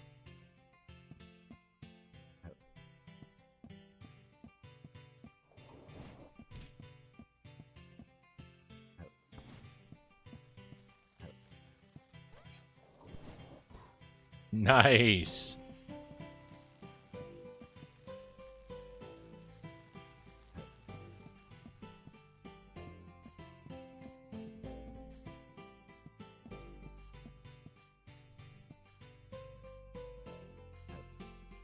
Just takes more time, I see.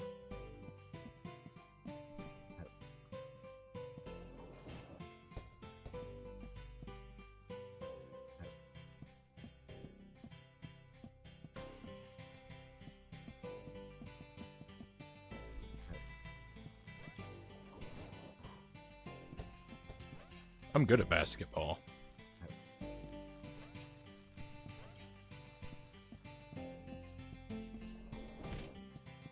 Probably should not block the door.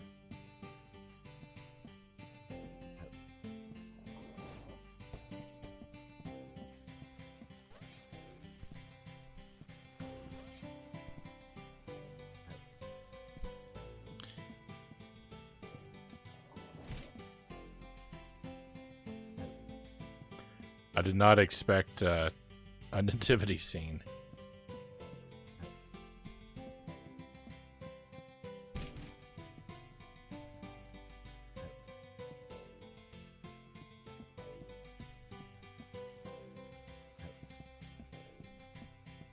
Mr. Silton sounded slightly annoyed when he said, "Come on, take all the stuff off the basketball court and chuck it either side."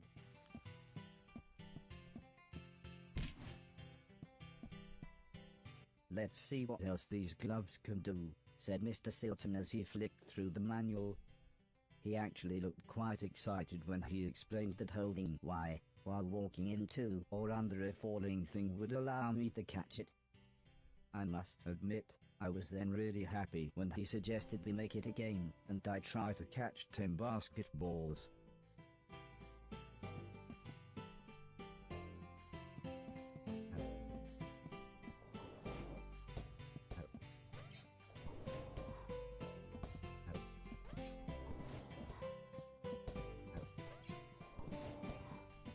You basically make every shot. You don't have to be good. Oh, I missed one after I said that.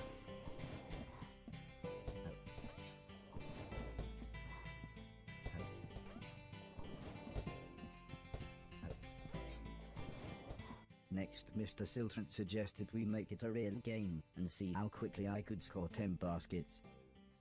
I enjoyed this so much. It felt just like the good old days. Except Mr. Silton wasn't as forgiving as the old man.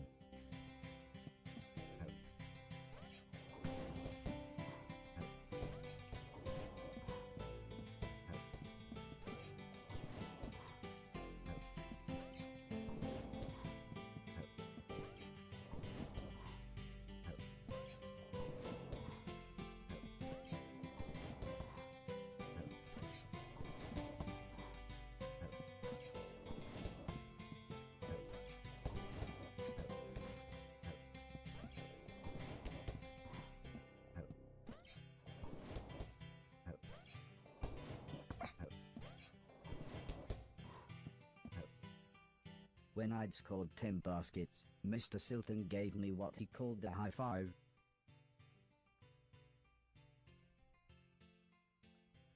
He said I now knew everything about the gloves and I should be able to continue through the basement of the church into the house. When I asked him if he was coming with me, he just laughed and said they would catch up with me in the main hall.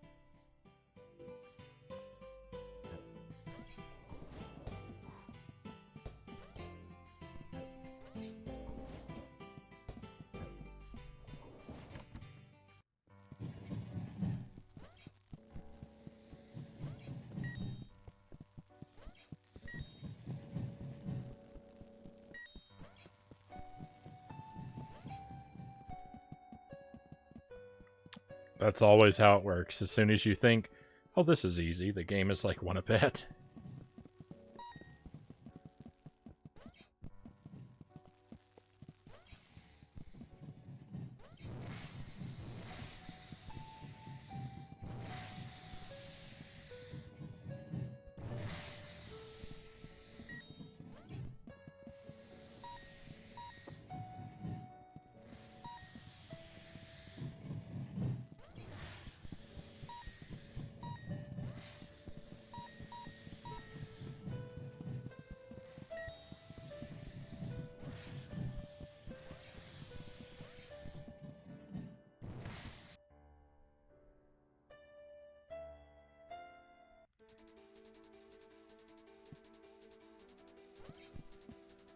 I appear to be trapped.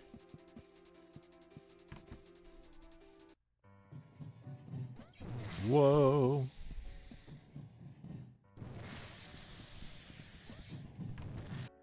I was stood in a gigantic cabin. When I looked down, I was horrified to see hundreds of corpses of those things. As horrible as it sounds, my steptoe Chip said they were things to clean. So clean them I would.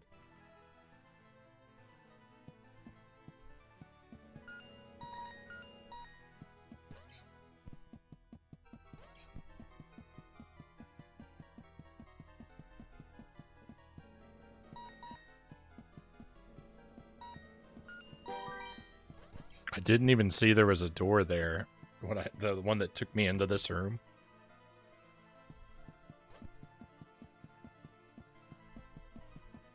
That must be the door Mr. Silton talked about.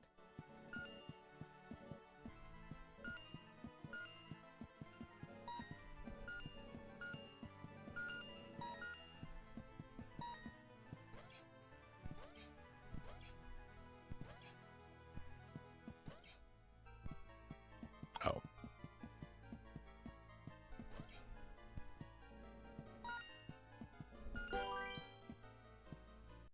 The door was exactly as Mr. Silton had described it. I just hoped that the card he had given me was the security key and not just some backstage pass. Well, it opened the door, but soon an alarm went off. Uh-oh. Something caught my eye. It was a small yellow sphere. The book next to it explained that it was a shield that would automatically take a hit for me when activated. The X button took the shield in and out of storage, meaning I could save it for when the going got tough. It seemed that I started with 2 slots to carry shields, but I could upgrade to be able to carry more. If both I and the shield died in the same room, the Lazarus chip would bring us both back. It's almost as if the shield needed its sacrifice to mean something. It felt like a true friend, proving that even the simplest of faces can bring out an emotional reaction. Interesting. Well, I'll put that away for when the going gets tough.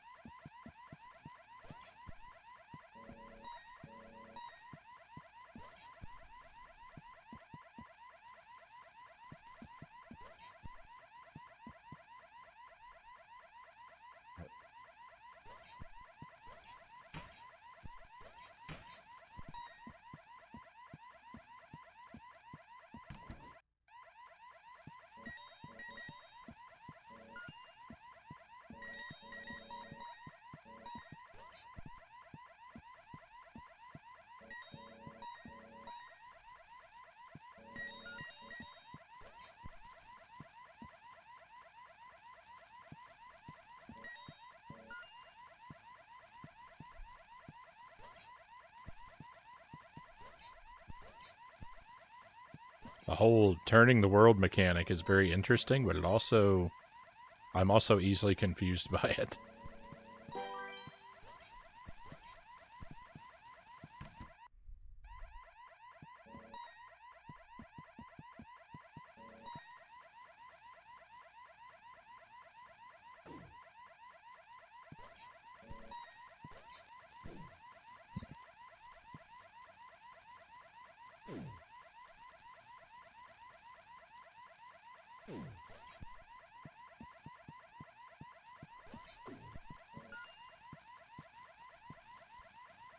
We've got some real platforming going on now. Uh-oh.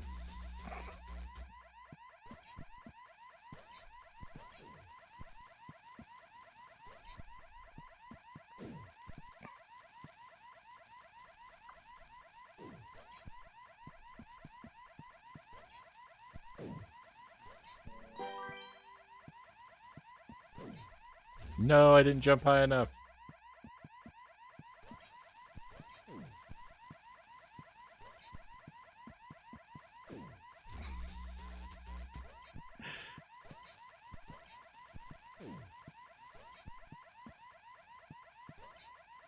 There we go.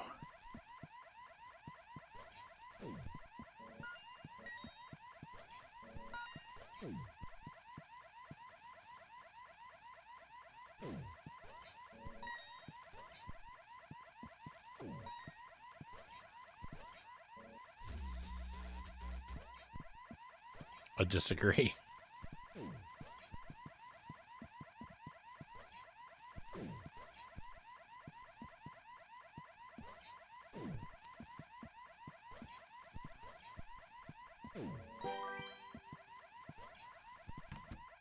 There we go.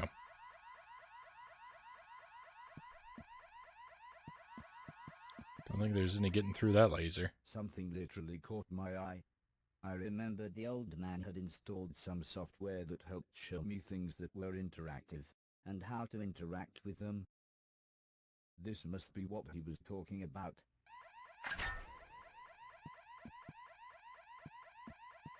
The electron gun blew the power. I needed to turn it back on before I could fire again.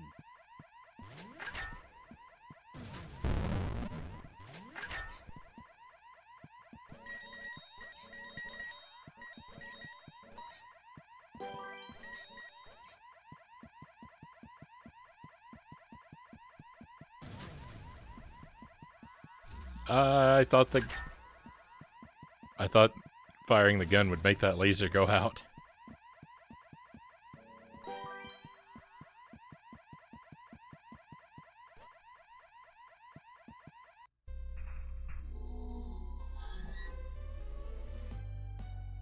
Boss time.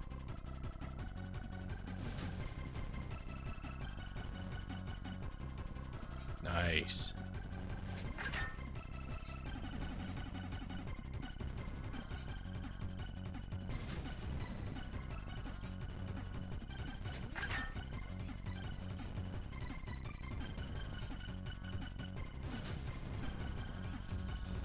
I missed my jump.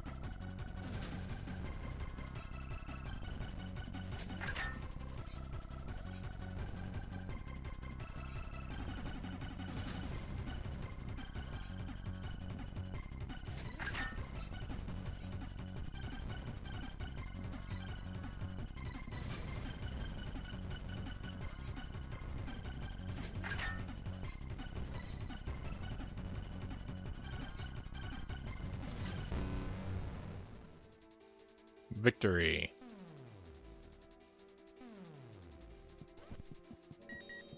This seemed quite valuable.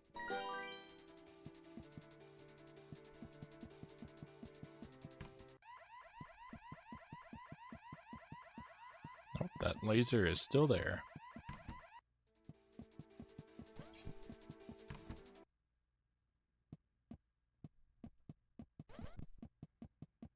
The video recorder's blinking light caught my eye. It must have been years since I had seen a film or TV show. Maybe I could take a little break from my quest and watch the film on the tape. As the video started, I was surprised to see the old man. "Hello, hello," he bellowed in his familiar tone. "This is test number, 107C. He continued as he read from a clipboard. "This unit still has 3 major issues. 1. The shell is so incredibly thick that the whole machine is still far too large and heavy. 2.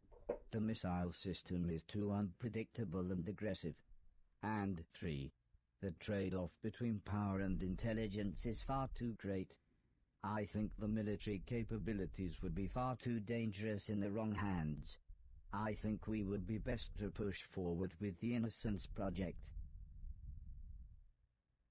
I didn't really understand a word of what he said, and I was slightly disappointed that he had recorded over the film, but it was nice to see the old man's face again.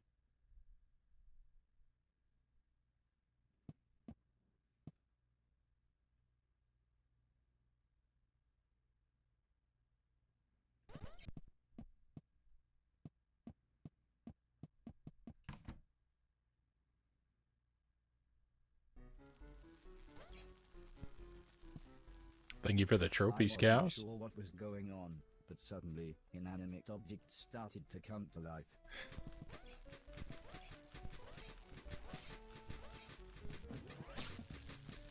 That's a normal sentence.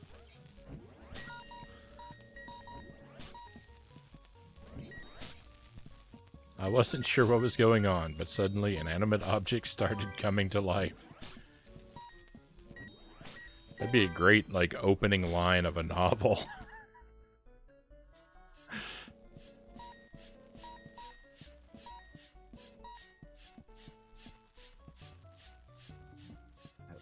Oh. See you later, scissors.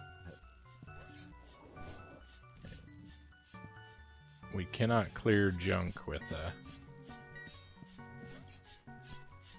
throwable objects.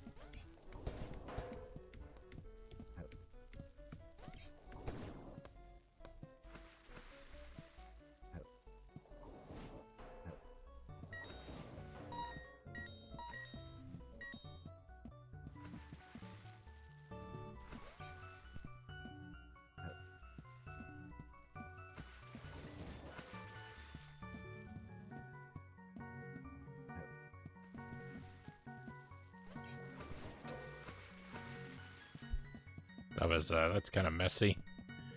Seemed to glitch a lot.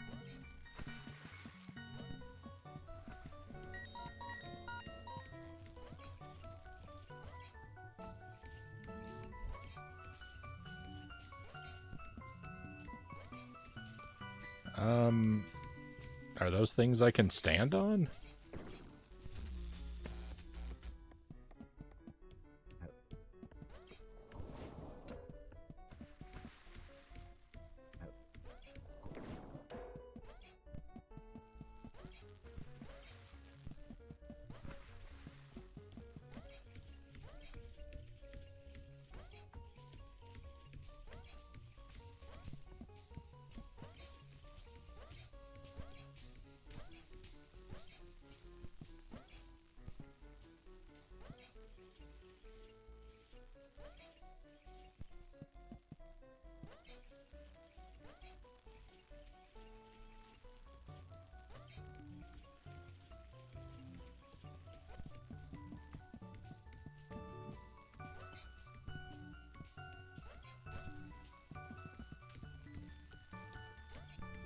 Jumping platforms.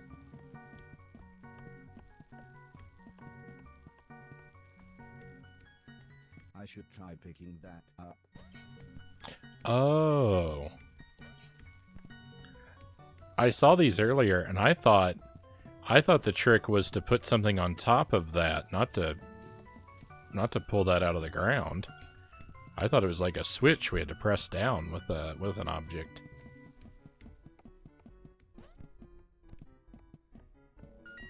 It works kind of the opposite of what I assumed.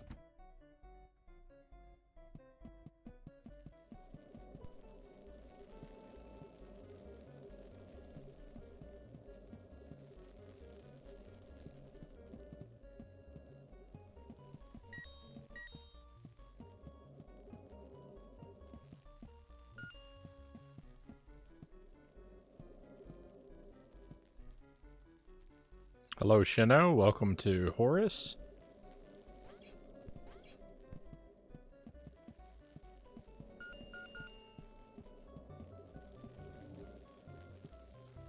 I got very lucky there.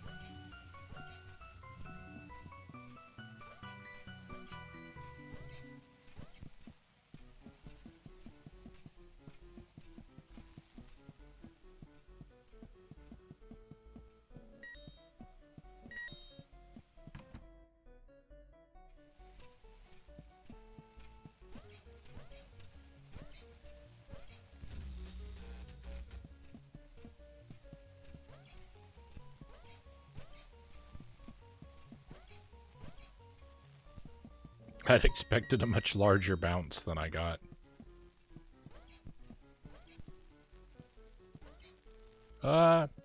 Scary. Scary game.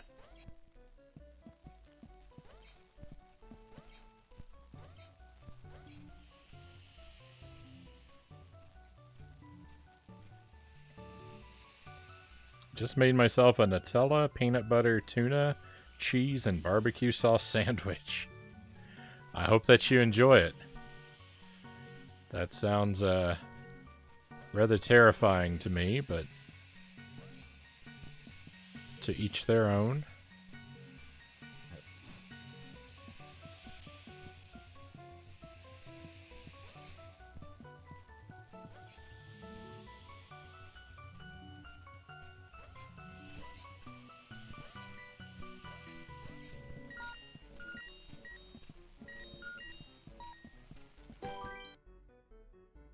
That's a few too many ands for my sandwich taste, Gauss says. Could be we're the ones missing out, though.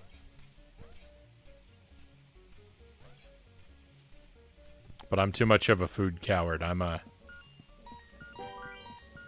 fine with missing out.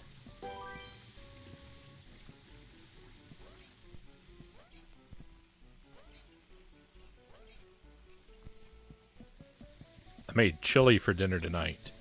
I didn't make a giant vat of chili, but I made a single night's worth of chili.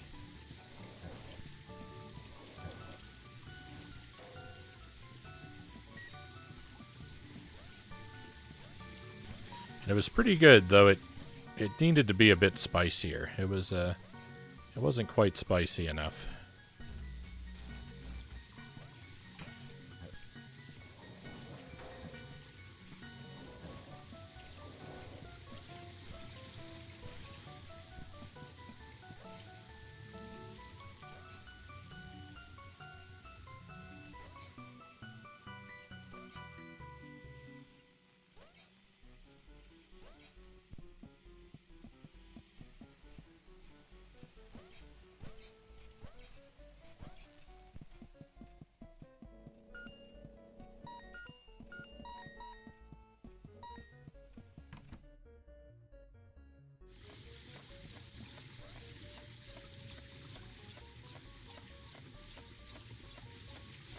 This is quite the journey we're on here.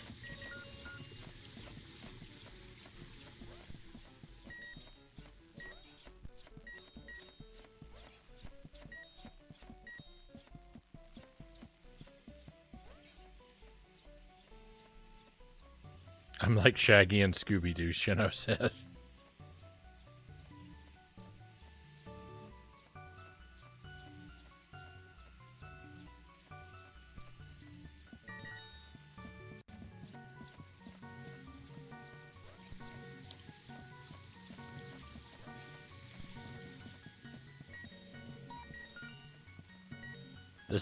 This is quite the game, and I'm very glad to be playing it. But I am hoping to get to a chapter end soon, so we have a stopping point. There's no save and quit when you pause, so I think you've got to play through to the next chapter title if you want to save.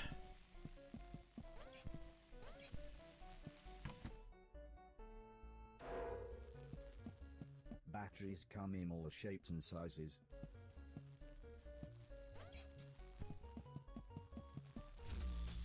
Oops.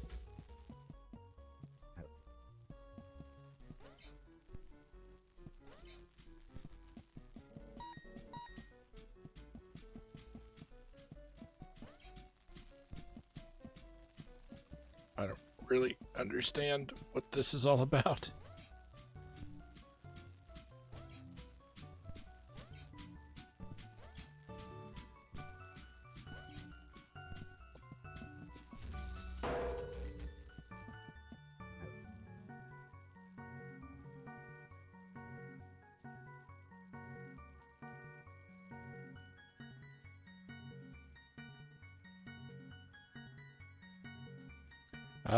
I closed with a different manager, and he forgot to do two things for the end of the night stuff. Closed the day on the computer, and the safe was short. The safe was $1 short. We both got write-ups, which I thought was a little unfair for me. I agree.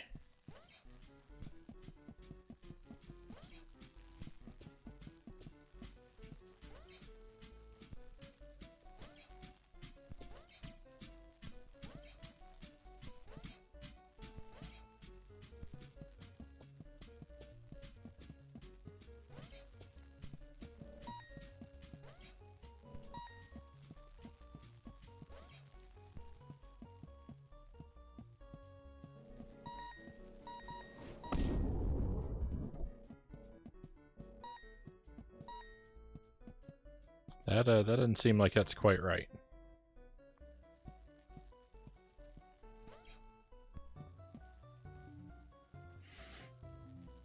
Just finished the sandwich. Shino said it was great.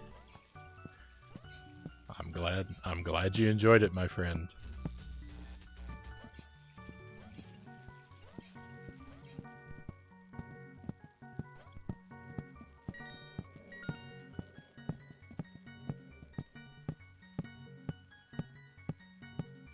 Look at all those zombies. This is the second time he forgot to close the day.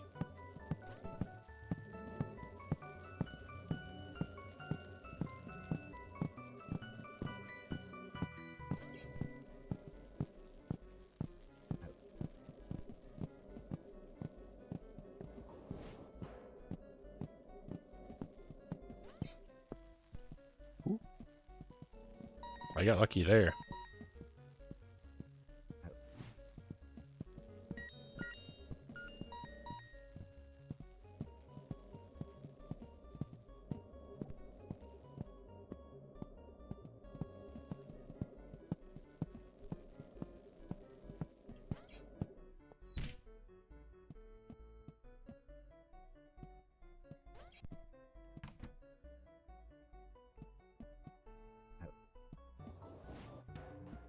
Seeing another VCR made me wonder if there were any more recordings of the old man.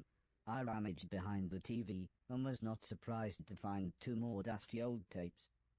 One just had hours of some strange sport.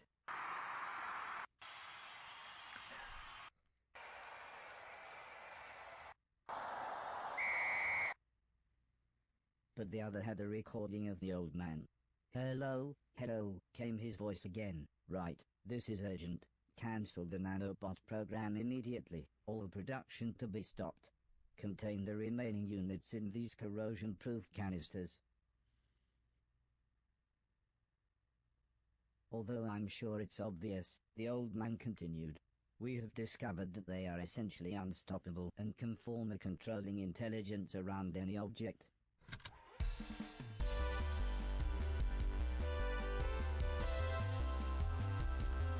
That's a Ghostbusters 2 reference. Need I say more? Well, at least that explained why everything moved with minds of their own. I'd never been in this part of the house before, but I figured I would get back to more familiar surroundings once I made it through these laboratories. Of all the things I would have expected to see referenced, I don't think Ghostbusters 2 was high on the list.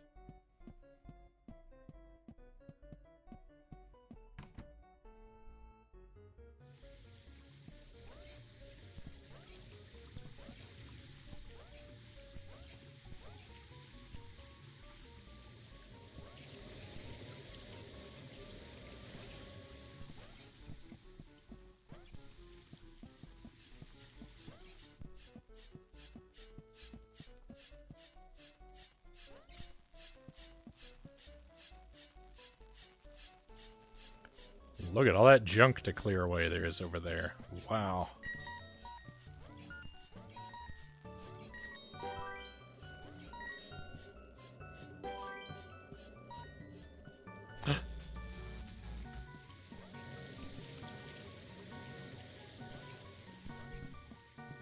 I saw the zap coming, like... It was way too late.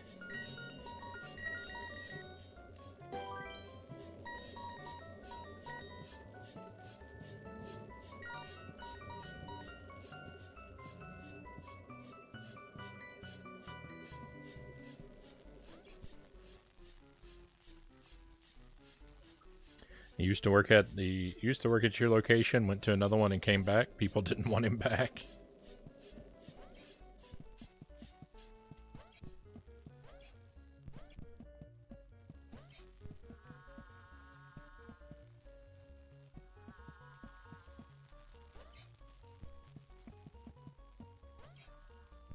I don't think there's anything I can do in that room yet.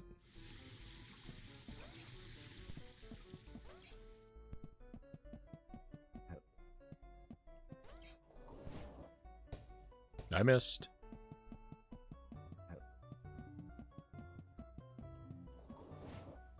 I missed twice.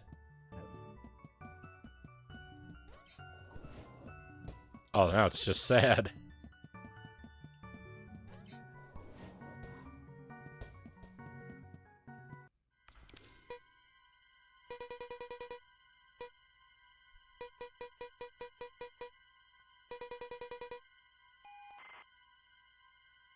Snake?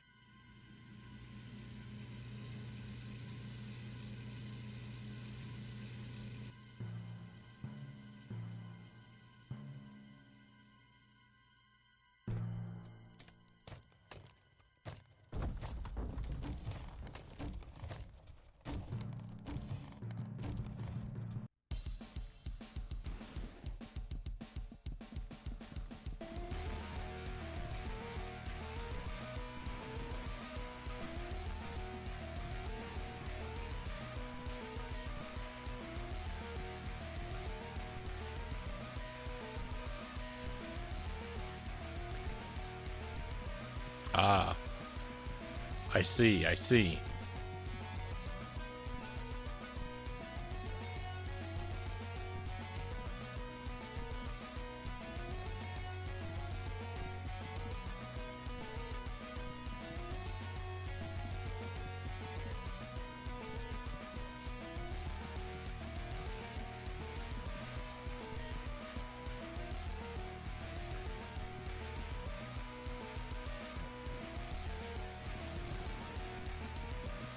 Now there's two of them.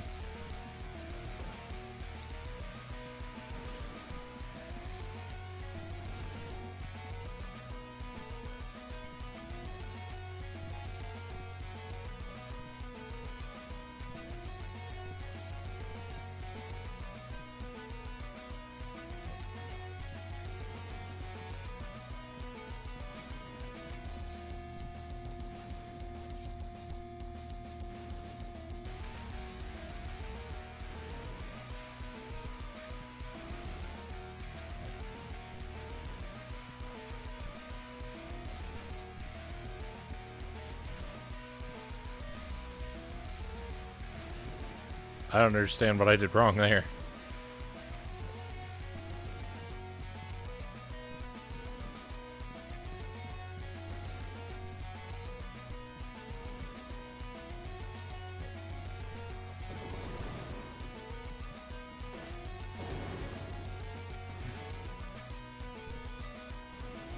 I should probably use the extra hits.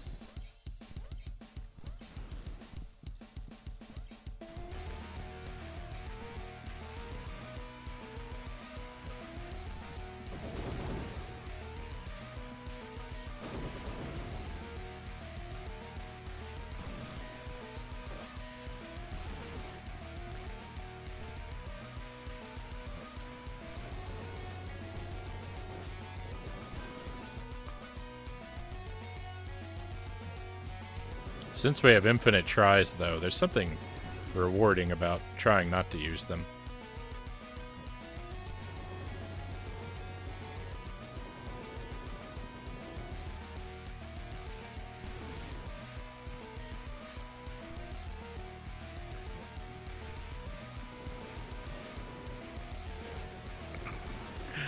My goodness, though.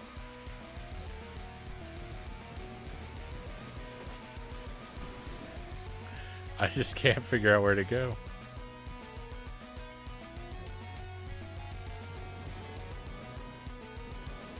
There we go. I wasn't moving enough.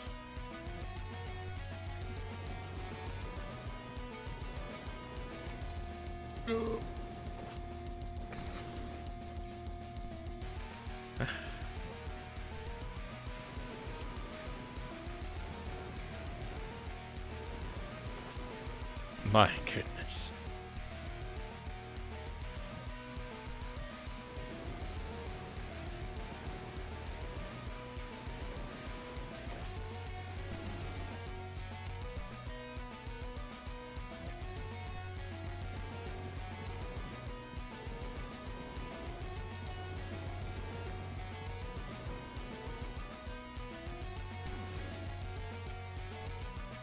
Hey, we made it to a new phase.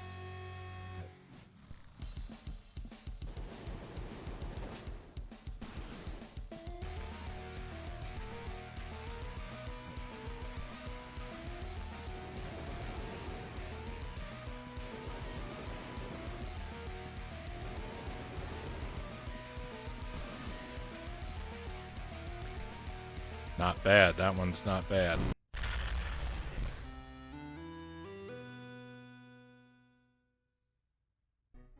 Victory.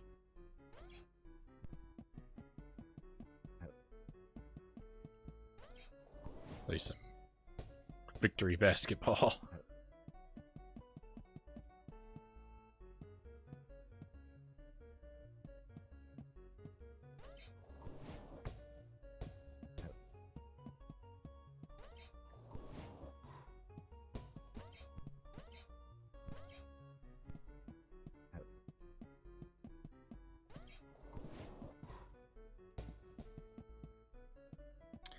It doesn't sound much like someone that I would enjoy working with, but you don't always have a choice, right?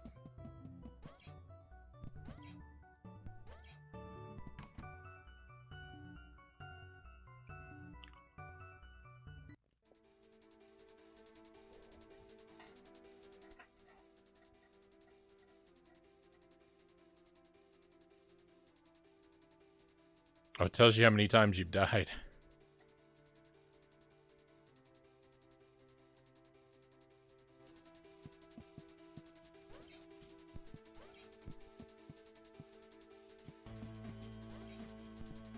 Another platforming section. When are we going to get to a chapter end?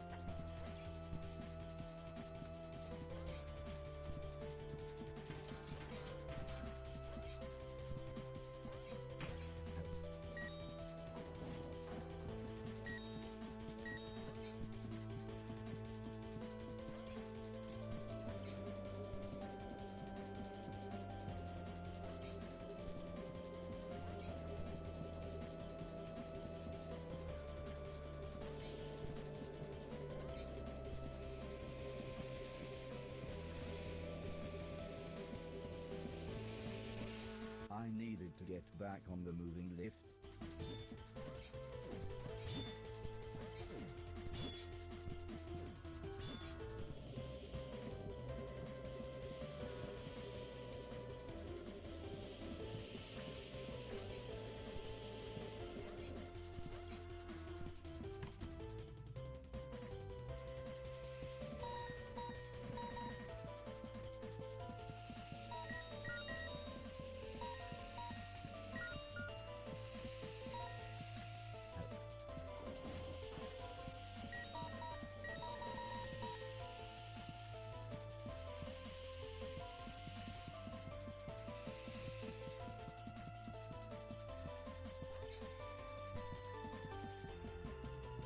The door was nailed shut, and my fingers were too large to get a decent grip on the planks. I needed something like a crowbar.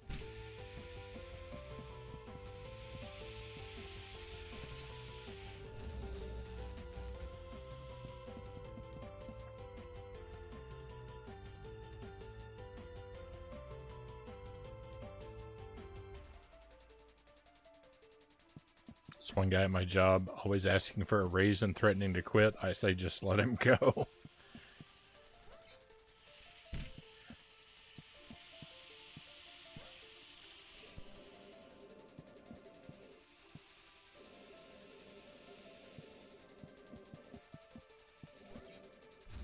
Oh, please. Please don't do this to me.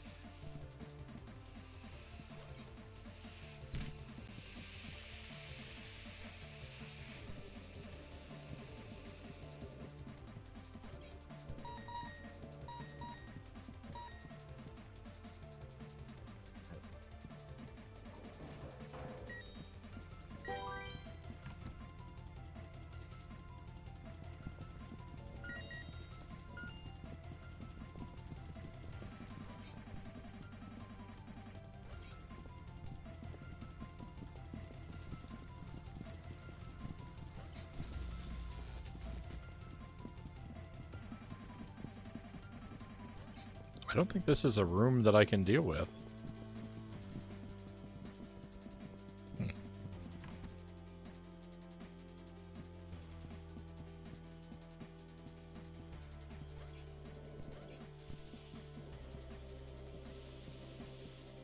This could be a big problem for me.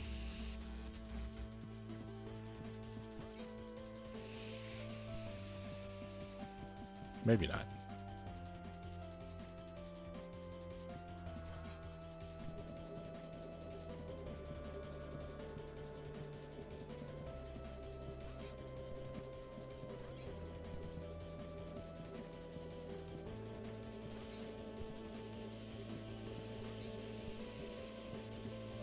This game's got sort of Metroid aspects to it. A lot of, I think, places we're going to have to backtrack to when we've got more abilities. It looks like we're actually going to gain a whole lot of abilities from the pause screen. No, I'd gone so far.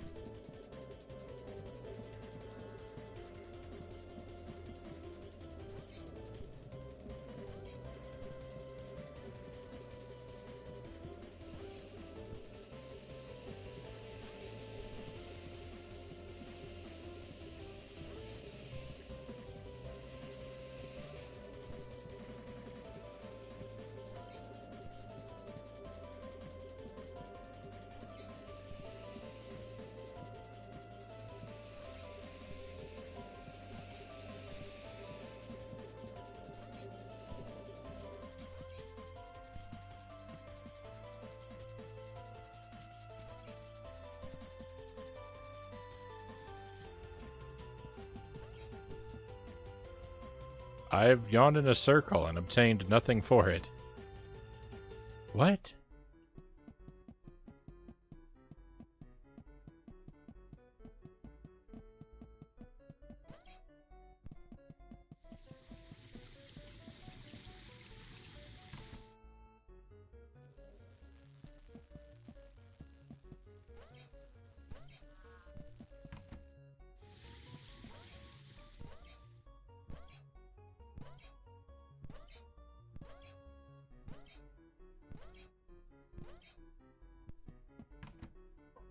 Something's not right.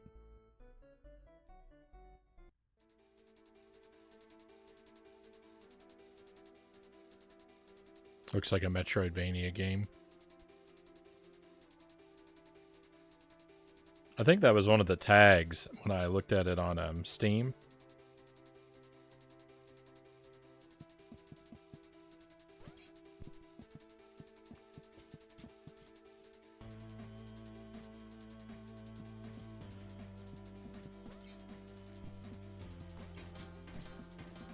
There's a wrench. Can't I just take that wrench?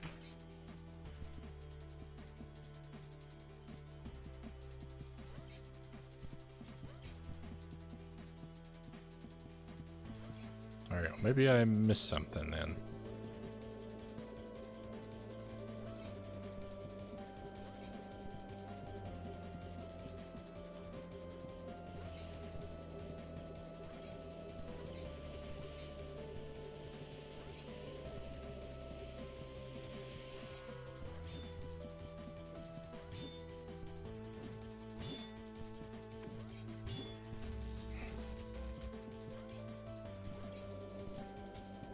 It's so frustrating when you're just like a millimeter short of a jump.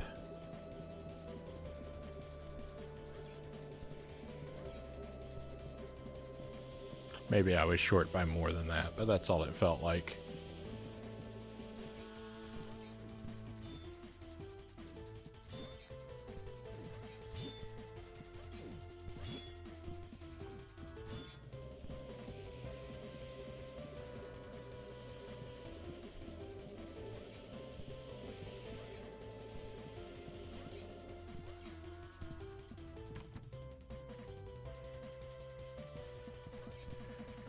So clearly I missed something in here.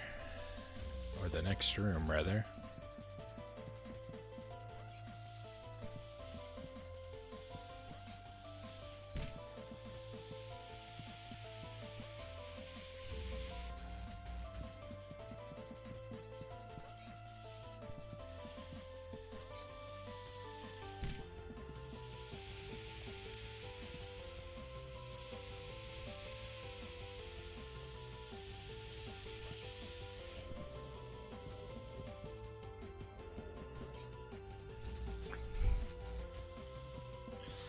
You get anti-momentum from the platform when it moves the opposite direction of you.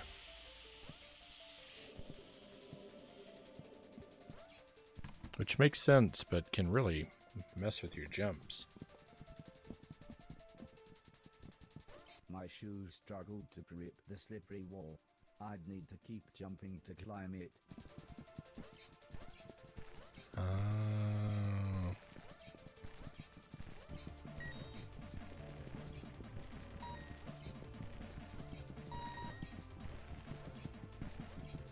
Wall jumps, huh?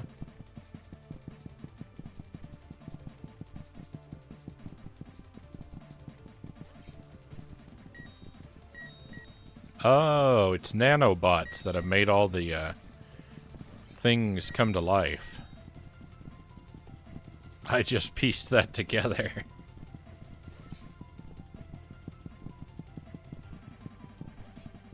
I was actually about to comment about it. It's really kind of lazy that the enemies are all random objects. But now I understand why they're random objects.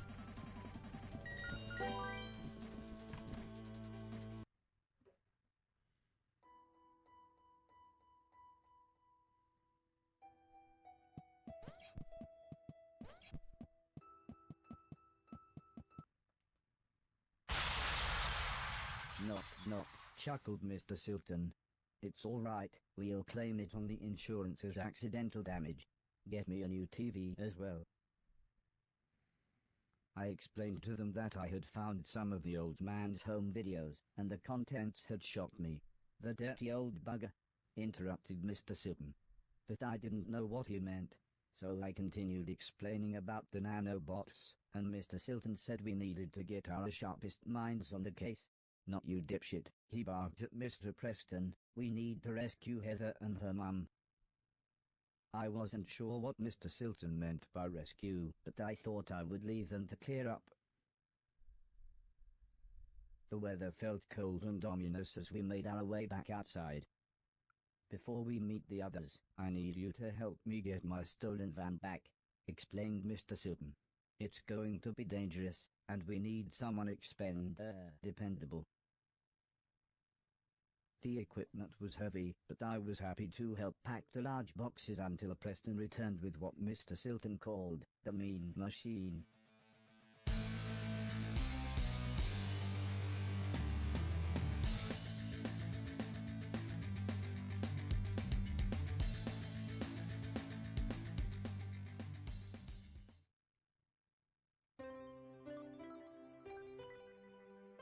All we are is dust and shadow.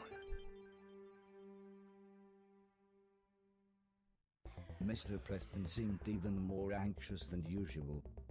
At first I thought he just needed to use a toilet, but Mr. Silton explained that their old gang members lived around here.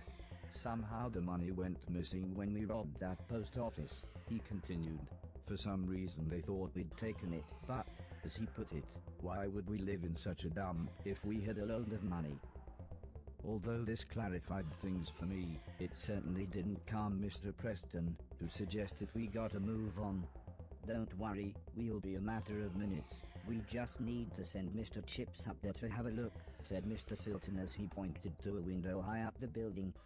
Go on, he said with a smile. Off you go then. Alright, I think this is where we're going to wrap with Horace for tonight, my friends. I was going to wrap it a little bit early, but it took a while to get to a new chapter, so I'm hoping Quit the Titles is going to save our game.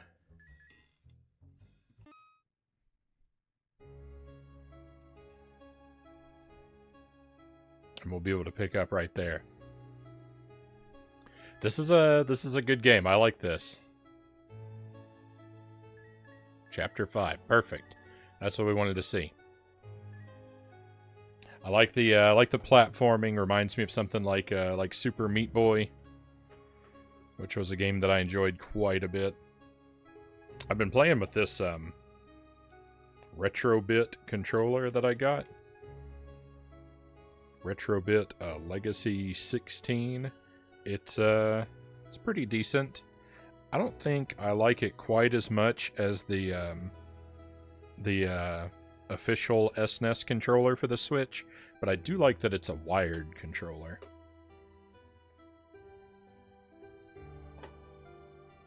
I don't imagine I'll be able to use that for Dark Souls, but yeah, that's what we're gonna do next. We're gonna switch over and play Dark Souls. I mean, my first time playing that game. We're gonna do it blind, and we're gonna see how it goes. I imagine rather poorly. But we're going to try it for a couple hours. I do need to take a BRB first, refill my coffee, maybe look for a snack or something.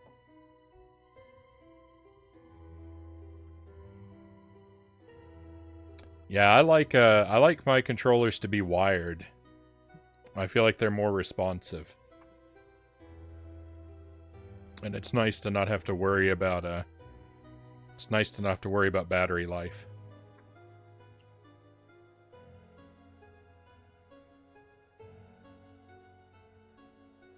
For me, wired controllers are pretty much always the way to go.